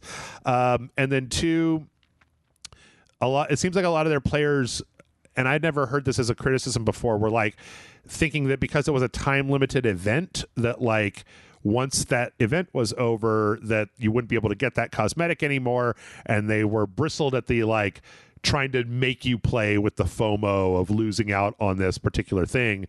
What was nice though was that the Space Marine 2 team came out and said, anytime there's a seasonal event like this is like early access. So no armor unlocks or, you know, skin unlocks will ever go away. They will all be available after the limited time event. And the limited time event is just a fun thing if you want to unlock it a little bit early, but that they're not going to be like holding it back. So yeah, that's fine.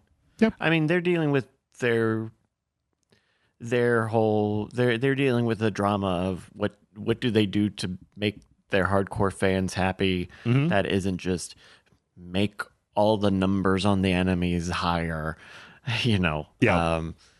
But any other solution than that requires more buy-in, and then the concern about if it becomes a live service game and what would potentially be distracting from what seems like a pretty complete statement of a game. Yeah, it's kind of like I always think of Space Marine 2 a lot like Helldivers 2, where they both kind of have this really rabid fan base that loves the games and really doesn't, but they also seem like they're very reactive to the things that their fan base say, but not in a bad way, more in a just like, you know, we want to make sure that people are having a good time with the game, so they keep playing it, as opposed to trying to force too much monetization or FOMO. So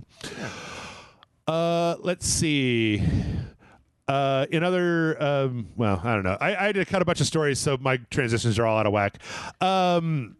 People have been grumbling online. Speaking of online grumbling, people have been grumbling online about the new GeForce 5070 card because it finally came to market. And a lot of folks, when it was pitched, it was said that it would be $550 and would outpace the top 40 series card, the 4090. Now that it has gotten into the hands of reviewers, people have found that it doesn't. Yeah, it's maybe close with some of the AI stuff, but that definitely the raw card power is way below a lot of the other kind of 70 series cards, and that it's really, really, really reliant on the tensor cores. And then also those 5070s have completely sold out, so their scalpers are selling them for $1,000 online, which means that as a budget card, it's not even a budget card at this point. A lot of the stuff that I've seen from the new 50 series cards from NVIDIA has been not great. It's a very incremental step, but that they still want $1,600 for that very incremental step up to whatever the next thing is. I mean, they must have known that raw power to power that this would be. I mean, they're comparing the 70 series to the previous 90 series. Mm-hmm. And I know that the 90 series are usually a little bit of a cut above, even what you would have for a baseline in a generation. Yep. Would we have seen a 4070 do as well as a 3090? Yes, I believe so.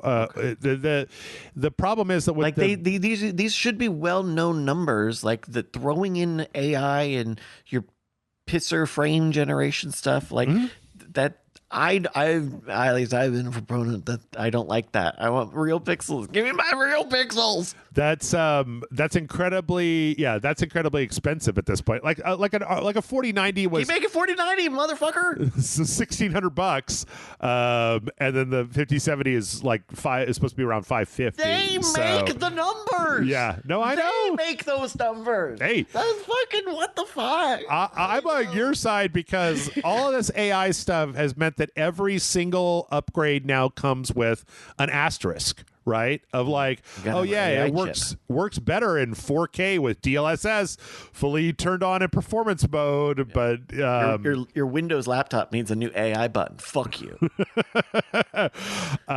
Which is why I got the 4070 Ti because it's supposed to do a lot of the stuff. I can turn DLSS off in a lot of cases, and it still works relatively well if I'm not running ray tracing. But I don't know. It's irritating. There's also the new AMD FSR model came out, and it's supposed to be pretty good. So I don't know. We'll see how this goes in the future.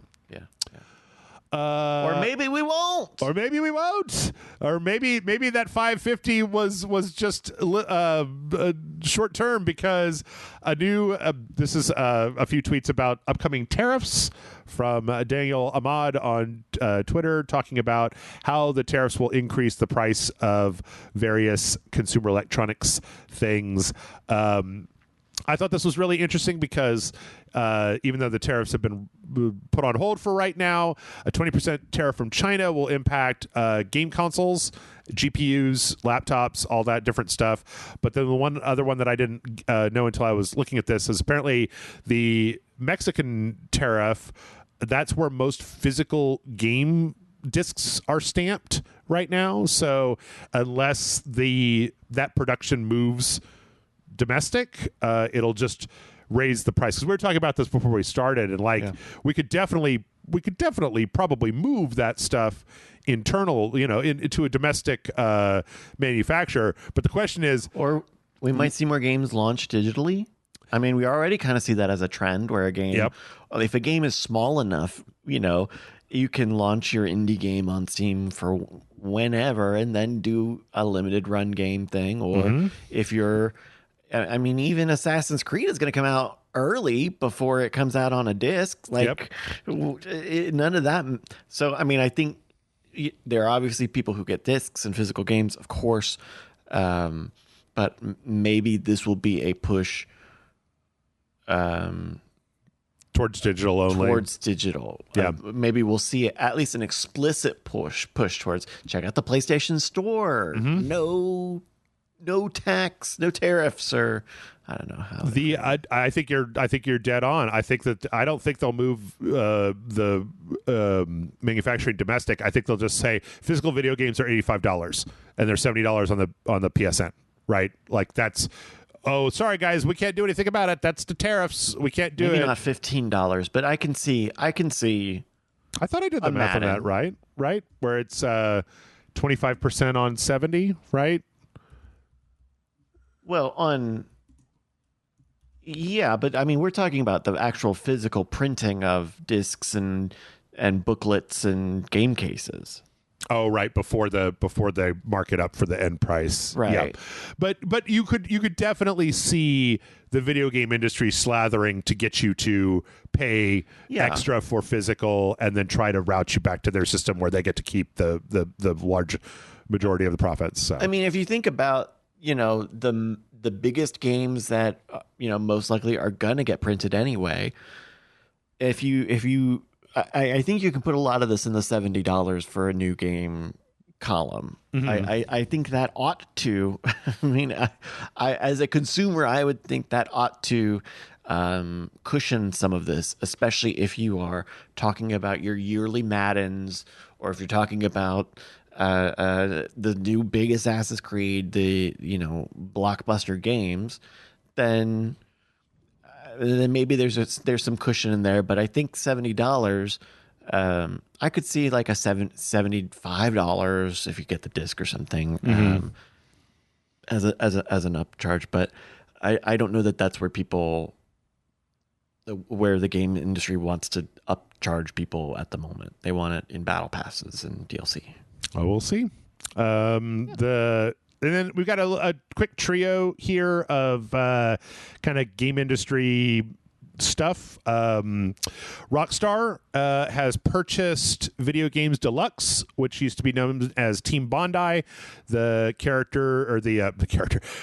studio that made LA Noire and has been a support studio for Rockstar after LA Noire and LA Noire VR, and they have renamed it to Rockstar Australia. Obviously, I think that this is just canonizing the fact that they're going to be doing a lot of support for Grand Theft Auto 6 when it comes out. So, and this is the team that kind of stepped in on the definitive edition of the GTA trilogy as well. Yes, to fix it. Okay, yeah, and so that seems like a good kind of fairy tale ending for that Team Bondi crowd. I know mm-hmm. that they definitely. It was not maybe a great end to that relationship last time they ended it. So it's good to hear that they can kind of get back. At least I know it's the founder from Team Bondi, who was leading this group, the yes. Video Games Deluxe. Yes. We also got the announcement of Pantaloon, which is a new indie publisher. No, those are wear them around your waist. They're looking to specifically publish like weird indie games, which I don't know. Like it seems like they've got kind of a slate of things that they're looking to put out, their first like 4 or 5 games. I do think that it's not a bad idea this is probably a good time for publishers that are able to throw indie like smaller teams with interesting projects and just throw them a little money to give them a little space and then give them more exposure, like help them with like marketing and stuff. I mean, what is the personnel behind this? I mean, who is Pantaloon? That I don't know. It seems like an independent, Basically, it seems like it seems like that, but it could be Russia. It's possible. Jeff, this could be Russia. Could be. I don't really know. They're very. They don't have a lot of information on their website, so. Oh, they did the Vampire Therapist game. Okay, they're okay. That's interesting. All right, they're okay with me. And then also to wrap it all up, Acclaim is back from the dead. Acclaim has come back from the dead, and it also apparently wants to do the same kind of like indie game publishing racket, along with bringing some of their old games back to the Wait, is market. This going to be under Activision again? No. I thought Acclaim was completely divorced from Activision. That's two different entities, because Acclaim went out of business. Right. Went out of business. So 2004, they filed for bankruptcy. All their shit got sold off. Apparently, they still own the rights to a few things. So this is just a new independent brand, Acclaim. The thing is that from this article that I'm reading on Engadget, it says Acclaim's plan to revive its own catalog of gaming IP is pretty exciting too. The company published blah, blah, blah, blah, but they're talking about MDA Jam and some of the WWF titles. So I think that they might have held some of the rights to some stuff still, but I don't know. We'll have to see how it goes. Yeah. See how it goes. It just makes me think of oh, you know what, listeners? Sorry, you probably caught this out of me. I was thinking of LucasArts. That was a brand that they revived as like, this is gonna be our indie quirky label. This is gonna be our Devolver killer. Yeah. Okay. Whatever. And with that, we're gonna go take a break. We still got some trailers left to go. We'll be back in just a minute with the trailers.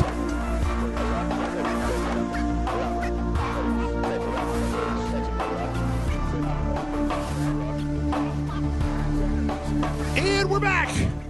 And that means it's time for trailers. But as the lead into the trailers, I have a very brief news story. Last week, we got a what was like a ratings board leak about Tony Hawk Pro Skater 3 and 4 remastered. This turned out to be true. We got the trailer for that. But one of the things that we found out is that apparently the Tony Hawk Pro Skater 4 is going to be changed. So originally in Tony Hawk Pro Skater 4, you had a kind of a semi-open world, kind of like Tony Hawk Underground, and you could kind of do tricks and a variety of different score challenges and stuff in this. And then you could go into the individual levels. It appears they have taken that. Well, that part is still kind of there, but you can't actually do any scoring stuff. You can kind of just walk around, and that mostly you're going to be choosing the levels kind of from like a list of levels, as opposed to having that more kind of integrated gaming experience. So yeah, which is and it'll be a 2 minute. It'll be the 2 minute timer like it is on 1, 2, and 3. Yes. Okay. Yes. That's seems like a pretty big challenge in reworking. I thought the Tony Hawk's Pro Skater 1+2 remake stuff was good. I think this is a different studio doing it. Yeah, this is Iron Galaxy. I don't know if the last one was Toys for Bob or who did that.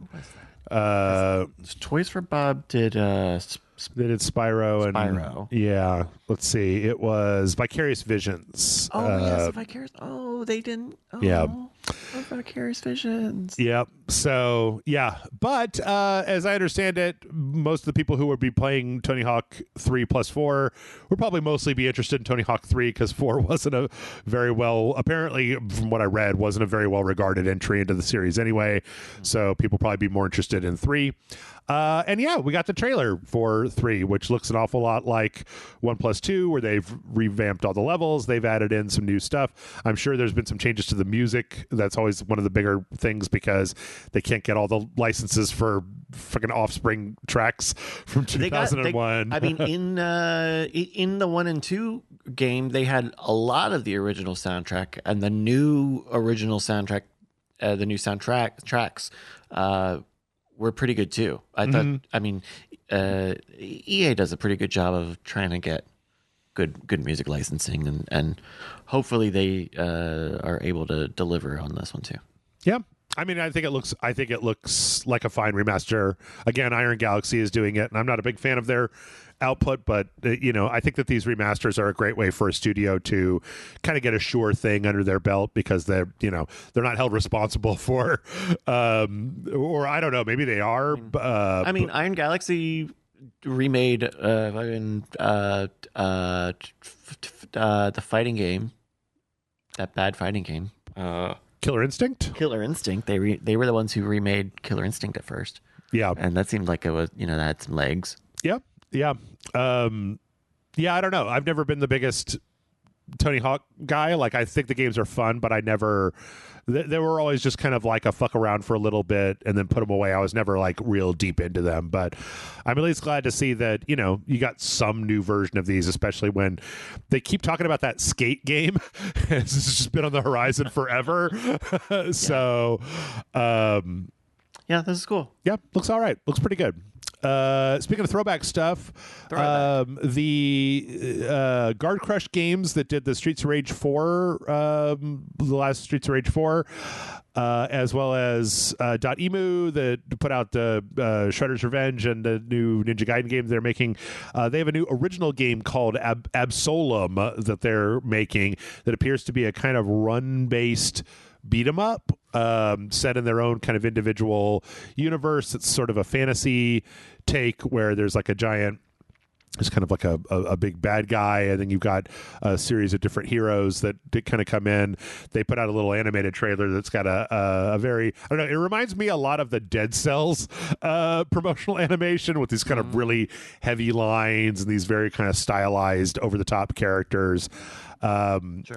But towards the end of this, they actually show a little bit of the gameplay, and it looks an awful lot like, it reminds me a lot of that old D&D beat 'em up that they made a long time ago, the Shadow over Mistar or whatever it was called. Okay.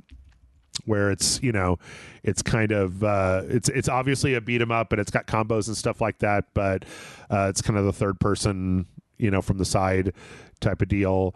Yeah.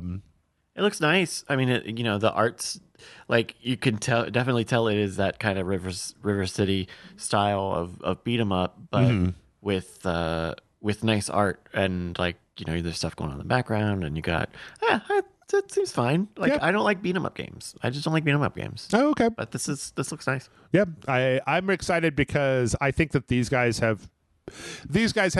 team has emerged as like the preeminent making a new beat 'em up thing, and the games they've made, I do like those, and the games they've made have been very very good. They've been very, very high quality. So speaking of throwbacks, we got the announcement and release last week of Suikoden 1 and 2 HD remaster, a new version of those games. I think this has been another one that's been largely hinted at for a long time, very much rumored to have come out, and it is now all the way out. $50 will get you both of them. This is one of those ones where it looks like they've kept all of the original sprite work, but they've got some new kind of 3D remastered backgrounds, some new redrawn character portraits, and then apparently one of the big complaints that I've heard over the years about Suikoden 1 and 2 is that the original translation was one of those, you know, this is like a Super Nintendo game, so it was like some of it didn't make sense. You needed a guide because it was very obscure, because it lost something in translation. But that, apparently this is a pretty good version. The only thing that there's been one thing that should be pointed out, where one of their marketing points is an autosave system. But apparently somebody who did a preview of the game found that what that translates to is if your character runs into a screen that has a save point in it, then the game will autosave. It's not that it autosaves constantly. It's just that if you enter an area that has an existing save point, then it creates an autosave. But there's no like quick save or manual save that you can do outside of that constriction. Okay. You would hope that there would be like a save state sort of thing for an older game, but okay. Did the original have as much of this 2.5D thing that they're doing in some of these clips? No, it was, I mean, well, I think it had some of that because it was a PlayStation 1 game. So it definitely had the ability to do some primitive 3D. So I think that it had, yes, I think it had this kind of like isometric and kind of slight turns and stuff. Not exactly like super 3D, like it did rely on the 2D sprites. Okay. But interesting. Suikoden is like a classic RPG from the time that I never played. Wow, there's a lot of little bits.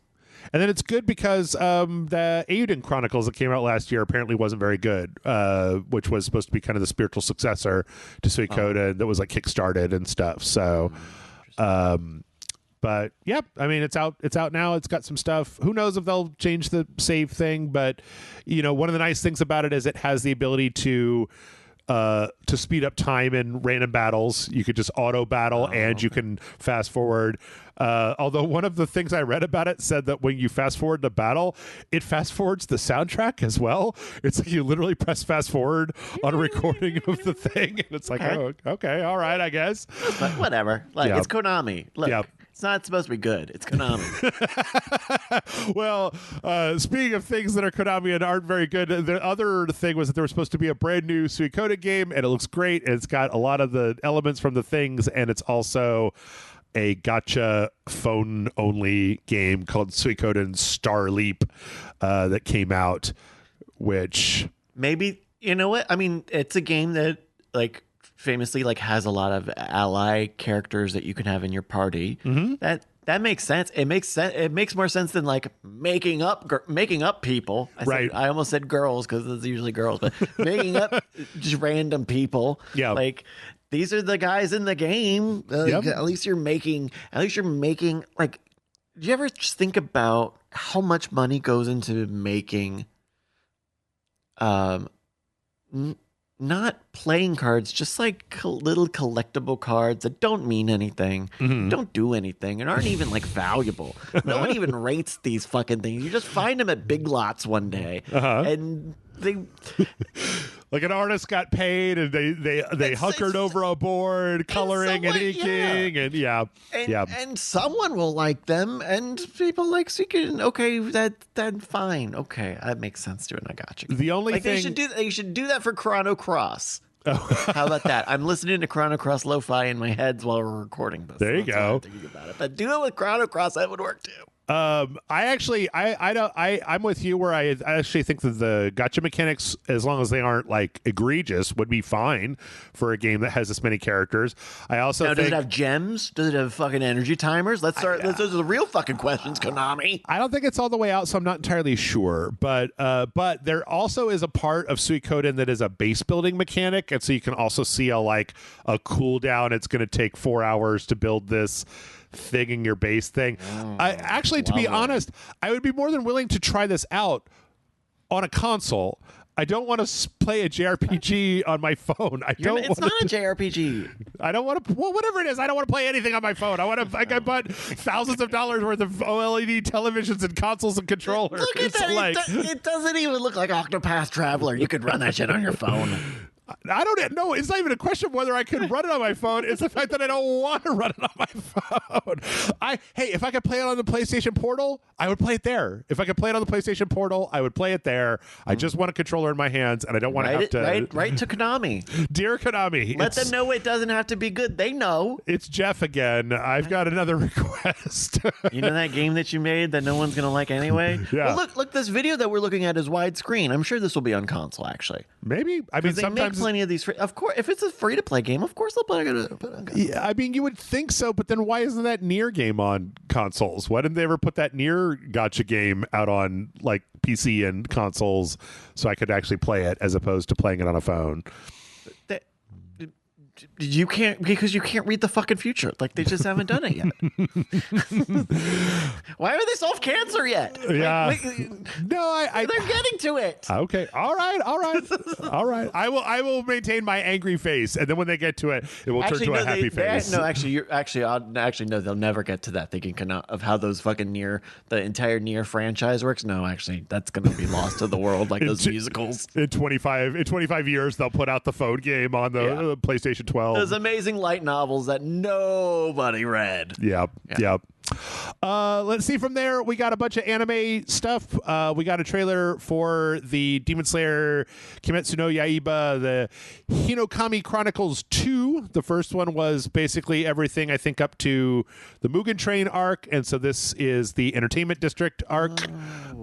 We played this, right? We played the Mario Party. We played the Mario Party game. This is the Arena Fighter one, not the Mario Party one. The Demon Slayer must be big, huh? Oh, it is. It's huge. It's actually, but it's ending. It's like their last 3 arcs starting this year. 3 more arcs. Yeah. But this looks like it goes all the way through the Hashira training arc, which would mean that this game goes from the beginning of 2 seasons ago all the way up until the end of last season, which was the last of it right before the movies. So it's going to be a pretty big chunk. Also, this is like a hella exciting few arcs with a lot of cool action and cool boss fights and stuff. The only thing is I love Demon Slayer and I think this looks great.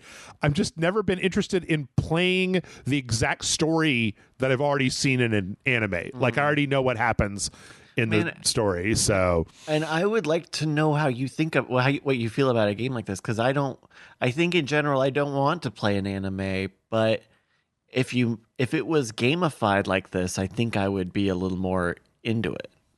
I always think that these games are fine, but that anime fans should ask for more from the games than just like, okay, we've just recreated season 2 and you get to play all the fights from season 2 and then you win all the fights from season 2. And I'm like, I would like more than that. I wish it was like a spin-off, a whole separate game that didn't have to adhere to the canon. What the fuck? Do you forget the 20 years when they did that and they all sucked, all of them?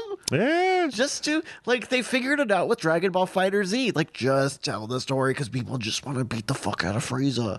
Don't come up with another Frieza. Just put fucking Frieza in it. They want to beat Frieza. Speaking of Dragon Ball, actually, the announcement, they had a new announcement for Dragon Ball Kakarot, which is the DLC that just lets you fight Frieza. Okay, here we go. So now there's a new DLC. This is the new nostalgia market, Jeff. Which is part 1 of Dragon Ball Daima, the new anime, where they're all babies now. And they're going to basically be, they just took that, they funneled it into their existing system. They made a baby Goku and baby Goku friends, and they're just going to do the exact plot from Dragon Ball Daima, and you could pay for it, you could buy it, and huzzah, everyone, explore the demon realm and fight a bunch of guys and do your Dragon Balls. So I'm down for it. Yeah. You could say it in a funny voice, but I'm kind of down for it. Well, a lot of people are. Apparently, this is my friend Michael, who really loves Dragon Ball. He really played the shit out of this game, and he really liked it. Not my cup of tea. I wish there was a little bit more. Take the good stuff from anime, but make something original, because I don't know. I already know how this one ends. So I mean, I think this is. To me, this is a great opportunity, especially for newer CG-based anime, because I tend to not like CG anime. But if you made it a game, and now that these engines that they've got are so good that they can look like it's very similar to the show. Yeah, like I'm into that. I wish I was more. Let's see. And then finally, I got really excited because there's an anime called Baki Hanma, and Baki the Grappler. And it's just these big muscle men. The muscle men are beating each other up, and they're going to make a game, and it's just Mike Tyson's Punch Out. It's not actually an arena fighter. It's actually literally just Mike Tyson's Punch Out, but with all the Baki characters. These big, weirdly lumpy muscle men. Genius. This doesn't need a battle pass. That's right. No rules, just blood, motherfucker. Well, and then I kind of I don't know if it's how the game actually works, but I kind of like the idea of then splicing in beating him up clips from the show, because the show is just the most brutal dudes beaten up to dudes show I've ever seen in my life. It is a very crazy show. It also has a lot of historical figures in it, which is very bizarre. Like one of the guys from season 2 is Che Guevara, and one of the guys is Muhammad Ali's son is a major character in the show. It's a very bizarre show. Okay. I fell off in season 3 where they unfroze a caveman who was the most manly. He would punch T-Rexes, and everybody was super excited because there was a new big tough guy that everybody could fight. So that's pretty good. It's the most ridiculous show I've ever seen in my life. Baki seems like he's also got just a little bit of a pretty boy face. Oh yeah, absolutely. He's got some DSLs. He's got the little mole. Mm-hmm. Yep. Yeah. Yep. from there, it's just a potpourri of craziness. So let's just go. We got the first character from Fragpunk that we mentioned earlier, a spotlight on Hollow Point. Wait, we're only just getting their first character video, and No. There have been some before. Okay. In fact, actually, you know what? I wanted to swap this out. Never mind. I'm not even going to do this. Right before we started, there was there was a launch cinematic trailer, and I thought that would be more interesting than just watching a character thing. I haven't actually watched this. They really. Do you ever, when we're doing the video game industry, and every so often some company puts a lot of work and money into something, and you're just like, ooh, I don't know if you should have pushed all your chips in on this like competitor. Like they'll put out like an MMO that has like a lot of lore and high production values. You're just like, ooh, guys, I don't know if this is even going to be a thing. Like, because they are really kind of giving this the full, I don't want to say Overwatch treatment, but yeah. Kind of giving this the Overwatch treatment. You know what it reminds me of? It reminds me of when Apex Legends went super hard with all their lore videos of like, oh, check out the story of this person. This is the famous guy. Oh, he's such a cocky famous guy. Yeah. I do think it's exceptionally well produced. Like, it looks very nice. I would watch this show. It looks like Arcane, kind of, but a little bit more futuristic as opposed to the medieval stuff. Sure, yeah. But I just don't want to play Counter-Strike. I played enough Counter-Strike, so I want to do that. And this is a hero shooter. Sort of. I mean, that's Valorant, basically, is Counter-Strike, but with heroes. Yeah, but and it's Fragpunk. Yeah. You say it was some kind of suicide Fragpunk? It very much has that look to it. But I don't know. We'll see. Maybe when it comes out on consoles. I don't want to play with PC people. They're too good. I can't hold my own with PC people. But you don't want to play on a console. No, I want to play on the console. I'll play it on the console. Don't sound so convincing, Jeff. With the babies, with the console babies. Let's see. From there, we had a trailer for a game called Memory Lost. This is another kind of like, it's like a third-person action game. I'm not entirely sure what's going on in here, but it's like kind of what ARPG. It looks like you can switch between bodies kind of at will to different characters, and then it's got. It looks a little bit like there was a cyberpunk action game for the Xbox that this reminds me of. The Ascent, maybe, was what it was called. Oh, okay. I almost get more like a what was the one with the guy in dead man. You're deading. Never Dead? No. Okay. This is not important anyway.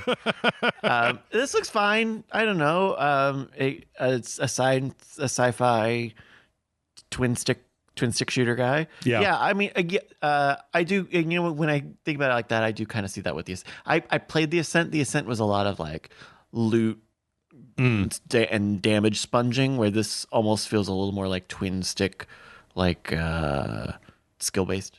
Okay, yeah, that makes sense. Action time based, yeah. A little bit more action focused, a little bit less loot focused. I could see this being like a co-op thing. Yeah, though I guess it's probably a single player game, huh? Seems that way, but that's out now on Steam. Let's see. We also got this teaser, kind of cinematic teaser, as well as gameplay for Aeterna Lucis. This is actually the sequel to a previous game called Aeterna Noctis. Oh. It's like a Metroidvania game where you kind of play as like medieval fantasy character. It seems I don't know. It looked okay. When I looked through it, it seemed all right. It seemed a little bit more zoomed out than I would expect from a Metroidvania style game, but it looked pretty decent. I don't know. There's been a lot of really good kind of Metroidvania games out there right now, so this might get lost in the shuffle. It also looks like it's got a lot of like platforming elements to it. Celeste style dash managing. Yeah. Okay. So I don't know. Maybe kind of looks. No shade, no tea, no shade. But this kind of looks like a fake video game you might see on a TV show. I could see that. It is like it isn't. It's not doing anything wrong, but it's also not standing out all that much. Like all of this is very cool, But I don't know if it's something just like the way the character. I don't know. I mean, this is neat. I mean, Metroidvanias are awesome. That's cool. Eterna. September 2025. Damn. Okay. Yep. All right. Let's see. On the PlayStation Network, we also got Once Upon a Puppet, a story trailer for a game called Once Upon a Puppet. I'd never heard of this before. It's kind of an interesting concept where there's like a king that has banished anything that doesn't like anything disruptive in their puppet world, and your character is literally like a floating hand that then controls like the characters like marionettes, and it allows you to do stuff like pull them, kind of pull them up out of pits or let them jump or do things. The trailer kind of has this storybook aspect to it where your hand character is like sent to the dungeons, and then you kind of escape and help these puppets that are dissatisfied with the status quo by like puppeting them around. I'm not entirely sure what's going on. This looks so much like Tearaway. Yeah, a little bit like that. Yeah, which I love. The handcrafted. This looks really, really. It looks like Tearaway and what was that early PS4 game? There was like an early PS4 game where everything was like on a stage. I know what you're talking about. I don't remember what it was though. Yeah.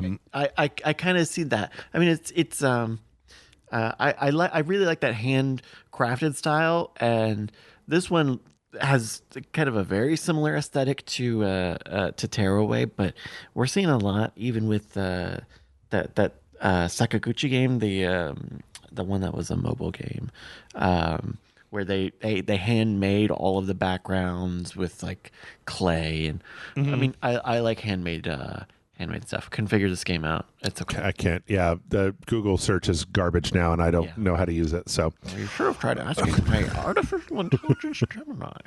But this looks pretty cool. Looks pretty cool. Coming out what? No. Oh, look, from Daedalic. Oh, it's the Daedalic people. There you go. There's fucking Cthulhu in here. There's a Cthulhu monster at each hand. You have 3 different hands to control the tentacles. Yeah. Let's see. From there, this is just some crazy shit. Rogue Pinatas VR Mageddon. This is a VR game where a bunch of pinatas have gone crazy and are all over the place, and you have to basically whack them in VR, in single player or co-op.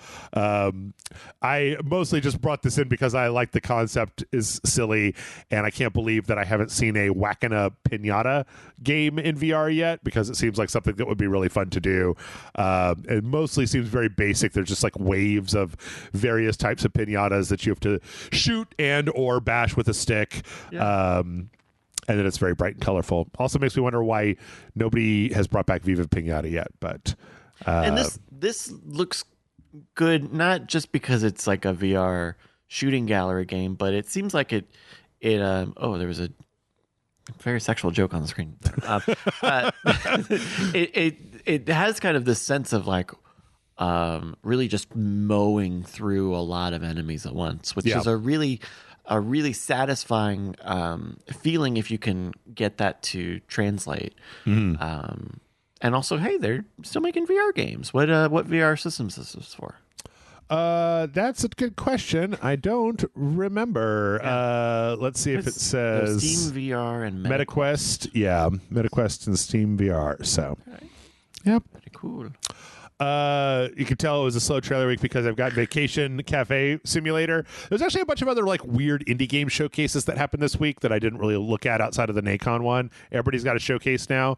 This is basically just your standard kind of restaurant simulator, but it happens to be in a like a Tuscan Italian island villa of some sort, and so you're making a bunch of pizzas and a bunch of bruschettas, and you're putting down the you're pouring the wine, and you're putting the tables outside, and the tourists are coming. Yeah, I mean, this seems more baked than like the other simulator games I've seen. Like this seems like in the vein of like Cooking Simulator, where you're actually kind of simulating something. Yeah, okay. Yep. Vacation Cafe. from Lice Games. Games. Alice Games. Oh, sorry. The A was stylized, and so I saw Lice Games. I was like, that's unfortunate. Let's see. This was there was a showcase. Oh my god! Called Dames for Games that happened, and one of them was this cabin crew life simulator, which looks like super low res and super low rent, but it's all like pushing the buttons and pushing the tray. I've seen and people playing this.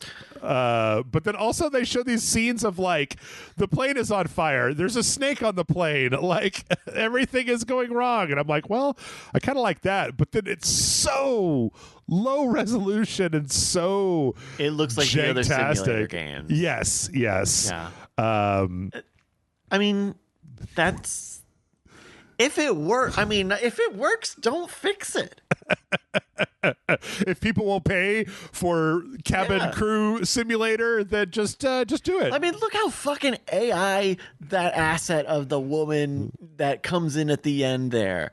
Look at all of the little logos and bullshit that there's nothing there. Like there's a lot of this out there, and at least they kind of made it like they could fool you. Yeah. They tried to make it look realish, almost. But, okay, I didn't even realize that was an AI-generated asset because I didn't look too closely at it, because I was like, why don't you just go to Google image search and do a search for, like, flight attendant pinup and then put it in Photoshop and cut it out? Because that costs $500. No, it doesn't. Find a free one. Find a free one.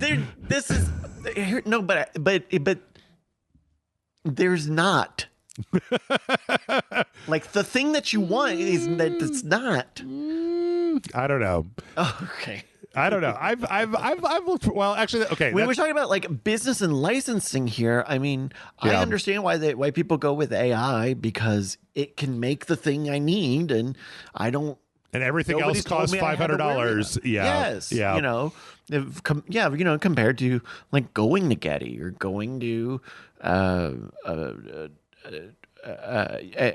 any number of photo image stock websites.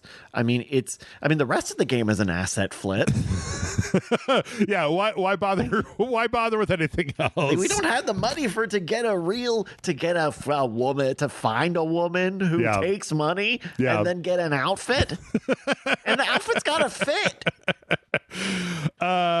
There were some other games from this Dames for Games conference that I thought were a little better looking. What was this Midnight Girl thing that kind of looks like, it was unclear to me what was going on, but it seemed kind of like a little adventure stealth kind of animated, like walking around trying to figure something out. I was still, when I got to the end of the trailer, completely unclear, but it looked kind of interesting. It looked a little bit more put together than the crew simulator. Yeah, that looks this kind of what was it? Night in the Wood vibe. Yeah, I could see that. Yeah. I could see that. And then also this game called Peppered. This was probably the most interesting one, where it appears that it's a this one was weird because it's like this the game touts this choice of like, will you work a boring office job or will you save the world?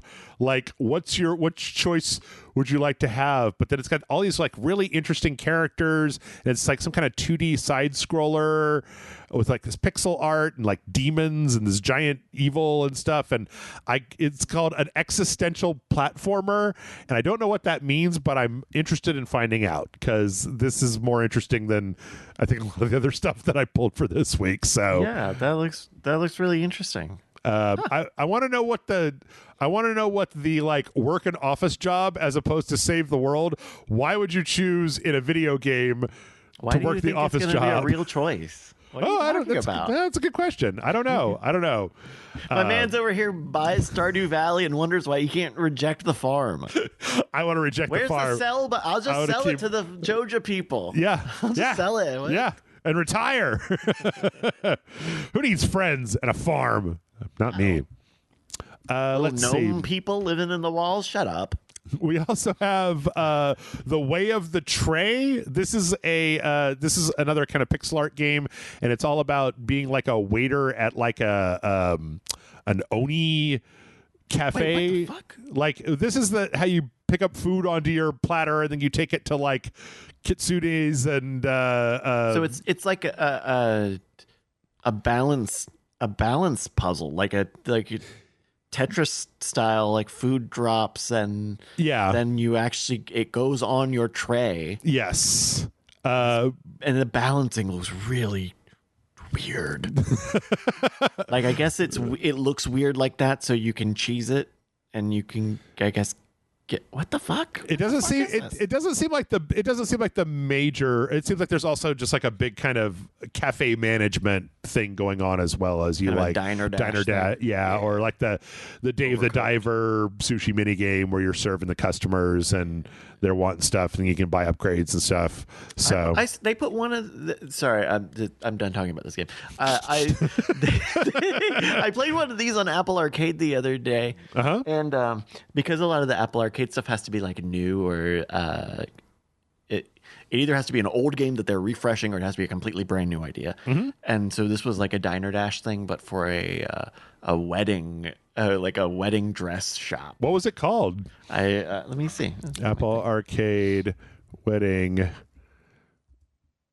Because it definitely is just Diner Dash. It is Diner Dash. Is it Wildflowers? No, that's this would be called like oh, here we go. Fabulous 4 Weddings. Okay.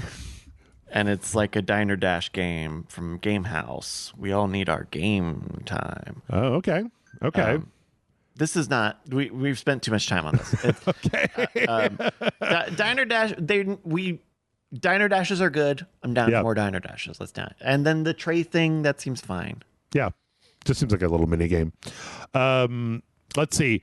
Okay, here's a real one. Here's a big one. Rise of the Golden Idol, the first of the DLCs came out for Rise of the Golden Idol. Was it out? Yep. Sins of New Wells came out last week. Amanda and I played the first 2. This one appears to be focused on a pair of investigators, a pair of cops. Actually, this one guy is from the main game. You see him early on in the main game. And so him and his partner are kind of tracking a series of crimes. And I won't spoil anything, but the first crime definitely seems like it comes directly after the end of the last game. So, interesting. Yeah. I love this game. I didn't realize this would be out. I feel like I just saw a thing on their Steam thing that said like we're gonna have a DLC soon, but I didn't realize that meant it's out now. A treat. You gave me a treat. Yeah, some of the art is a little different. Like some of the characters are a little bit like softer. I feel like they might have gotten a slightly different artist to work on some of them. You'll see when you play it, like this one right here, where you have these 2 characters, and this one seems like it's new. This one seems like it's from the previous investigations.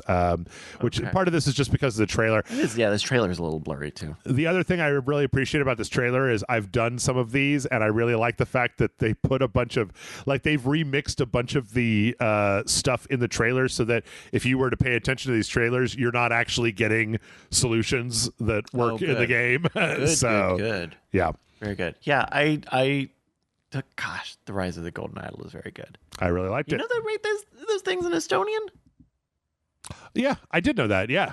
Yeah. Color grade. I think we talked about this before. That's very cool also. Yep.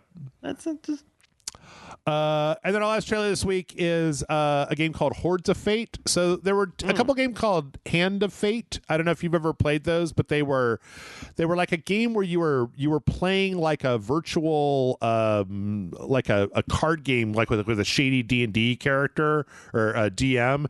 But then like whenever you got into a battle, it would go into like a little third person actual play this battle section. My friend John was really into them. This one is called Hordes of Fate, a Hand of Fate adventure, and it is an auto battler like Vampire Survivors, but set in that universe, which I think would work really well because you can see the cards from the Hand of Fate as like the upgrades that you get to the various auto battle abilities. So that seems okay. That seems neat. There's a lot of those. We're kind of getting a lot of these. We're in an interesting age of auto games. I feel like there were a few, but I feel like they've calmed down. I don't know if I've seen any recently. Really? The last one I think I saw was a Temtem spinoff that was really one of those. There was Deep Rock Galactic had one that I thought was okay. What did I just play the other day? Not Kill Knight. There's one, I'm not even gonna remember now, but there's one that's like kind of melee. It's like, but it also like feels partly Diablo-y. Anyway. Okay. Auto games. Yep. I'm kind of down for it. It seems interesting.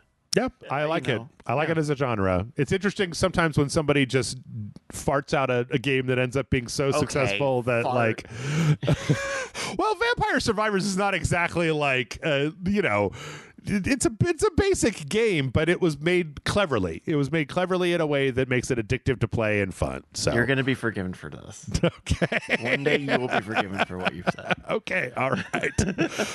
All right. And then we got a few things to wrap up with. The new Call of Duty Black Ops 6 Season 3 is coming out a little later than was originally expected. Based on the Game Pass, people thought it was coming out March 20th, but it looks like it's coming out April 3rd. So keep an eye out for that. Apparently, this is the return of the Verdansk collection, which I believe was the map from the first Warzone. So we'll see how that goes. What the fuck does it? No, don't explain it. Don't explain that to me. I just am not gonna know what.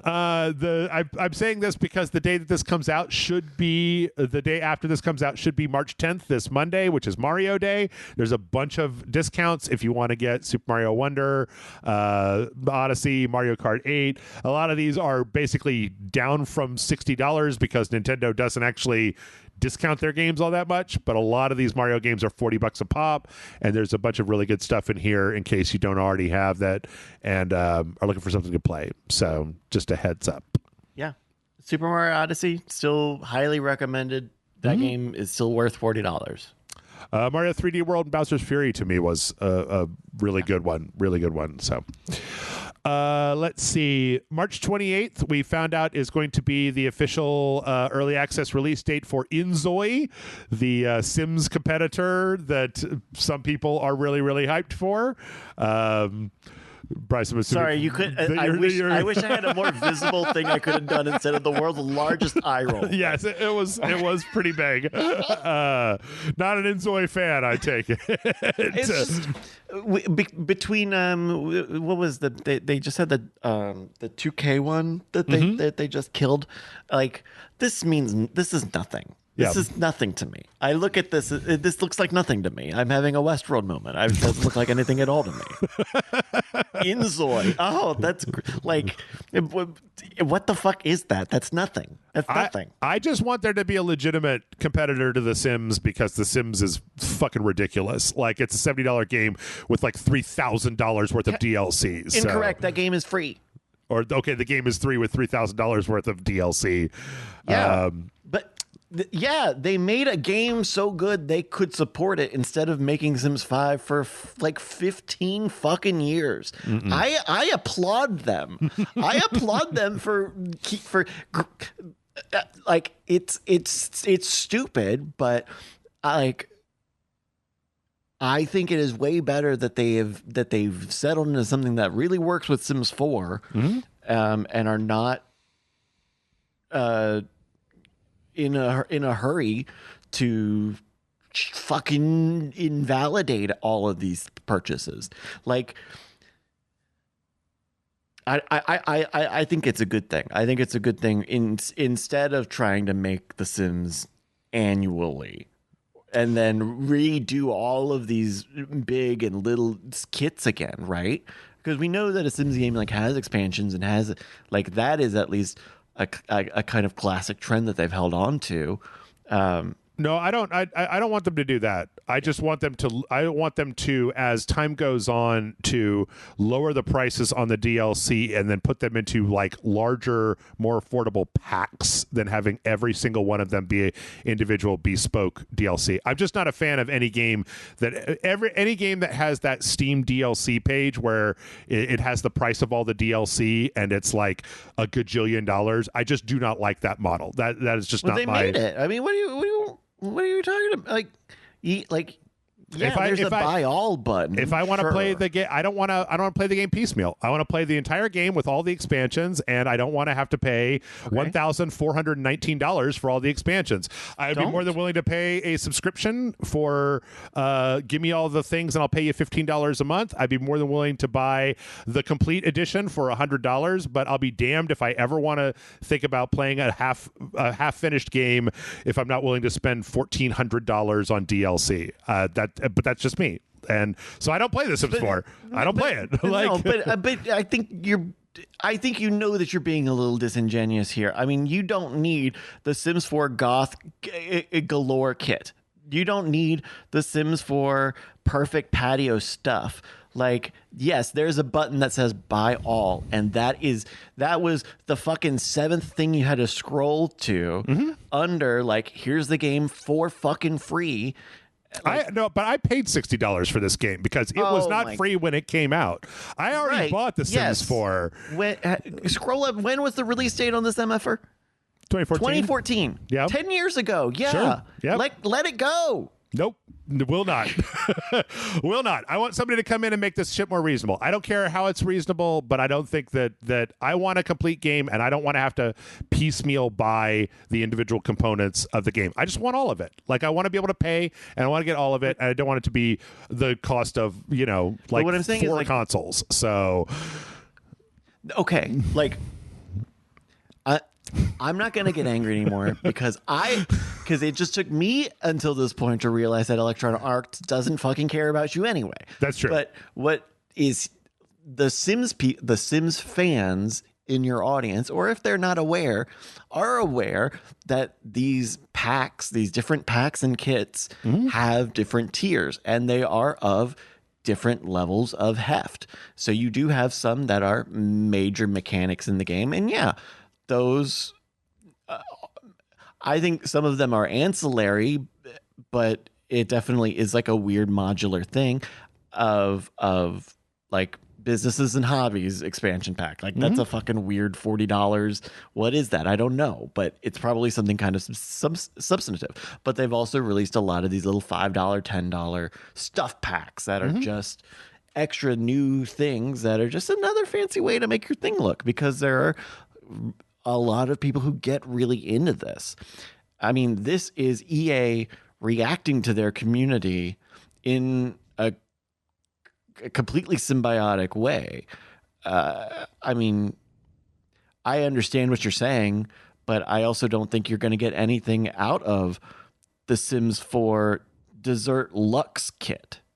I don't think movie hangout stuff is really a part of your moral stand here. Well, no, I'm not. I mean, I don't care. I'm not going to play this game because of this. Like, I actually enjoyed The Sims 4 when I played it, but I won't play it because I don't know whether I will get any value out of Growing Together expansion pack or the Castle Estate kit or any of these. I don't want to have to pay to evaluate that. What? So I don't. So no. So I don't. So I don't play it. I think that this is fine. No, fine. Understood. I got you. But like, I judge them for doing their business model this way. I think it's exploitative and predatory. What should they do? I think cancel the rest of your tabs in this window. What should they do? Let's do it instead of. I'll actually close all these tabs. Yes. I think that what they should do is they should either have a subscription service or that they should bundle 10-year-old DLCs into DLC Pack 1 that costs $20. Software depreciates over time in most video game senses. I'm not willing to pay the price of Mass Effect 2 DLC that it had when it came out. So if the Businesses and Hobbies expansion kit for, that's 2025, but if one of these came out several years ago, I think that it should go down in price and there should be sales where I can attempt to get this. Because as I see it, The Sims 4 is selling me a platform, or for now it is for free, a platform that then I have to build my own game out of, and I don't want to do that. I would rather buy the complete game. It's one of the reasons that I don't like, there's a lot of games that I don't like. You're assuming that the game is not the game. I'm saying that if there are major elements to the game, expansion packs that are locked behind this. I thought we yes. liked expansion packs. I thought we liked the expansion pack model. Yes, but normally, I mean, for me, when I'm talking about expansion packs, I'm talking about DLC 1 or 2, not this. And I'll go one step further. There are plenty of Japanese video There are games major ones that are like that. So, okay, sorry. that do the same thing. There are plenty of like Dead or Alive 4 that have, you know, $1,000 worth of cosmetic DLCs that you can buy one after another. And I'm not a big fan of those either. I think if there's an expansion for a game, that it should be packaged as a major expansion, and there should be a way for me to buy the game with all of the content that came with it that doesn't cost this much money for a video game. And I'm not interested in having to choose a la carte which features I want and which features I don't, because as far as I'm concerned, all of those features are part of The Sims 4, and I don't want to have an incomplete game that doesn't have the cool kitchen or spooky stuff expansion. And that's what I think it is that this is, to me, a FOMO thing where they are expecting Sims 4 fans to buy each one of these as they come out, because it's not unreasonable once a year to spend $30 or $40 on an expansion kit. But if you're coming at it now, that there is no Sims 4 Game of the Year edition that I can buy that comes with all of this stuff. The only way to get it is to get the base game and then put all this stuff in the cart. And that's just not for me. So that's where I'm coming from. I don't like that model. I don't like the model of continuing to add $10 pack after $10 pack after $10 pack until you've got this number of DLC attachments. Mm-hmm. But that's just me. Now, I am seeing some stuff that the packs do go on sale for whatever that's worth. I mean, I hear what you're saying. On the other hand, like, it is 10 years of a game's development. Like, and maybe I'm your brother in arm in this, because I remember I paid for Rocket League back in the day before it went free to play, and then I felt kind of bummed, but also like I had fallen off of Rocket League anyway. So it is what it is, but I think what is on offer here beats out newer and even more modern versions of this, right? Like, none of this is seasonal. None of this is locked behind a battle pass or a premium battle pass or behind levels. If you want the Book Nook kit, it's $5. Here you go, and then you get your fucking Book Nook kit. I mean, it's also like we're just talking about the Mario Day thing, right? I also don't like the fact that a lot of these things, to me, should have depreciated significantly in value over the last 10 years, right? Games get cheaper over time, but these expansions seem like they're mostly the same cost that they were when they were originally offered. I mean, here's a Sims 4 Get to Work from 2020 that's $40. That's almost the cost of, like, you know, a full-on video game. So I don't begrudge them the right to make money. It's just the idea that, like, that it continues to be that full price thing, and, you know, maybe it does go on sale. I just think that there's a certain point in time where you're not allowed, or for me, in my mind, you're not allowed to charge me full price for something that came out 5 years ago. Like, that's just not how anything else in the video game industry works.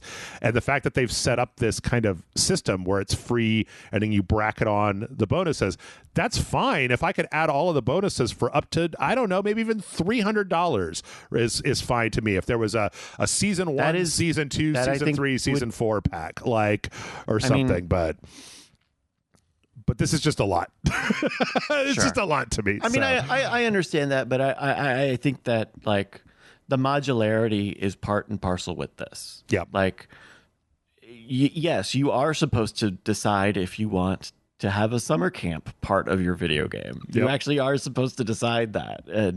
And to each their own. Like, I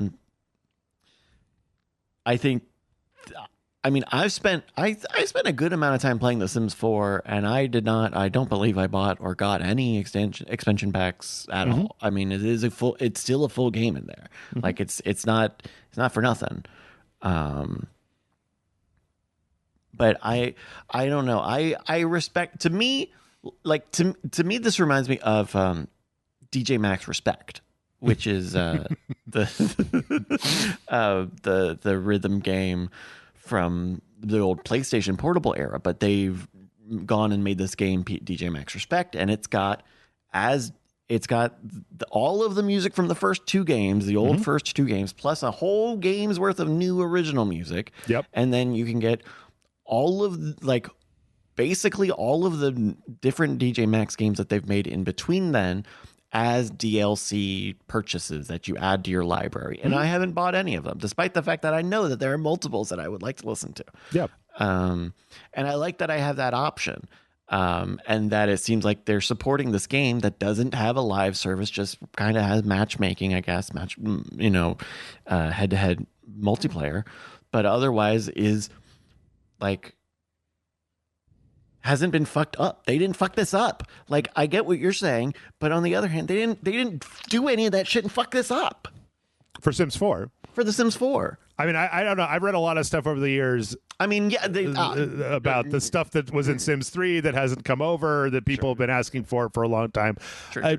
You know, what you're saying is very valid. Like, I'm not saying it's not, and I'm not arguing about the concept of it, because I did the exact same thing in Rock Band. Right? I bought a bunch of I put hundreds of dollars into Rock Band because fucking Kyle's Mom is a Bitch by Cartman came out, and it was $4, and I was like, oh, I want to play that. And by the time you go back and, for one song and you add all that up, you're talking about, like, if you tried to buy every single expansion track for Rock Band, you'd be paying thousands of dollars. They were fucking expensive. And the thing is that's happened before. It's happened with other titles. It's just the thing with The Sims 4 is that I would like to play some of these things. I don't want to buy them. All I'm saying is, as an adult, I don't want to buy them one DLC item at a time. I want a big pack that has the first 18 DLCs, and I want them to come at some kind of discount because the game is 10 years old. Like, like they just announced, or they just put out the Sims 2 and 3 25th anniversary edition that I believe has the expansions for the Sims. It was like 1 and 2, but. Yeah. But the thing is, just like Rock Band, it's a little difficult to come into a game when it's got this huge list of DLC and not feel like you're missing out on a big chunk of the game because you weren't keeping up with marginal purchases, which have now ballooned into something bigger. I wanted to say that, like, oh, well, there is actually like a solution to this, and EA have their EA Play and EA Play Pro plans. Oh, yeah.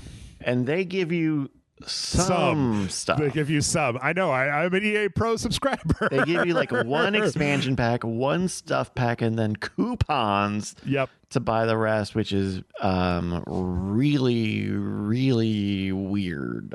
Yep. But again, you don't fix it. It's not broken. Don't fix it. Those people are paying their money. The money's coming in.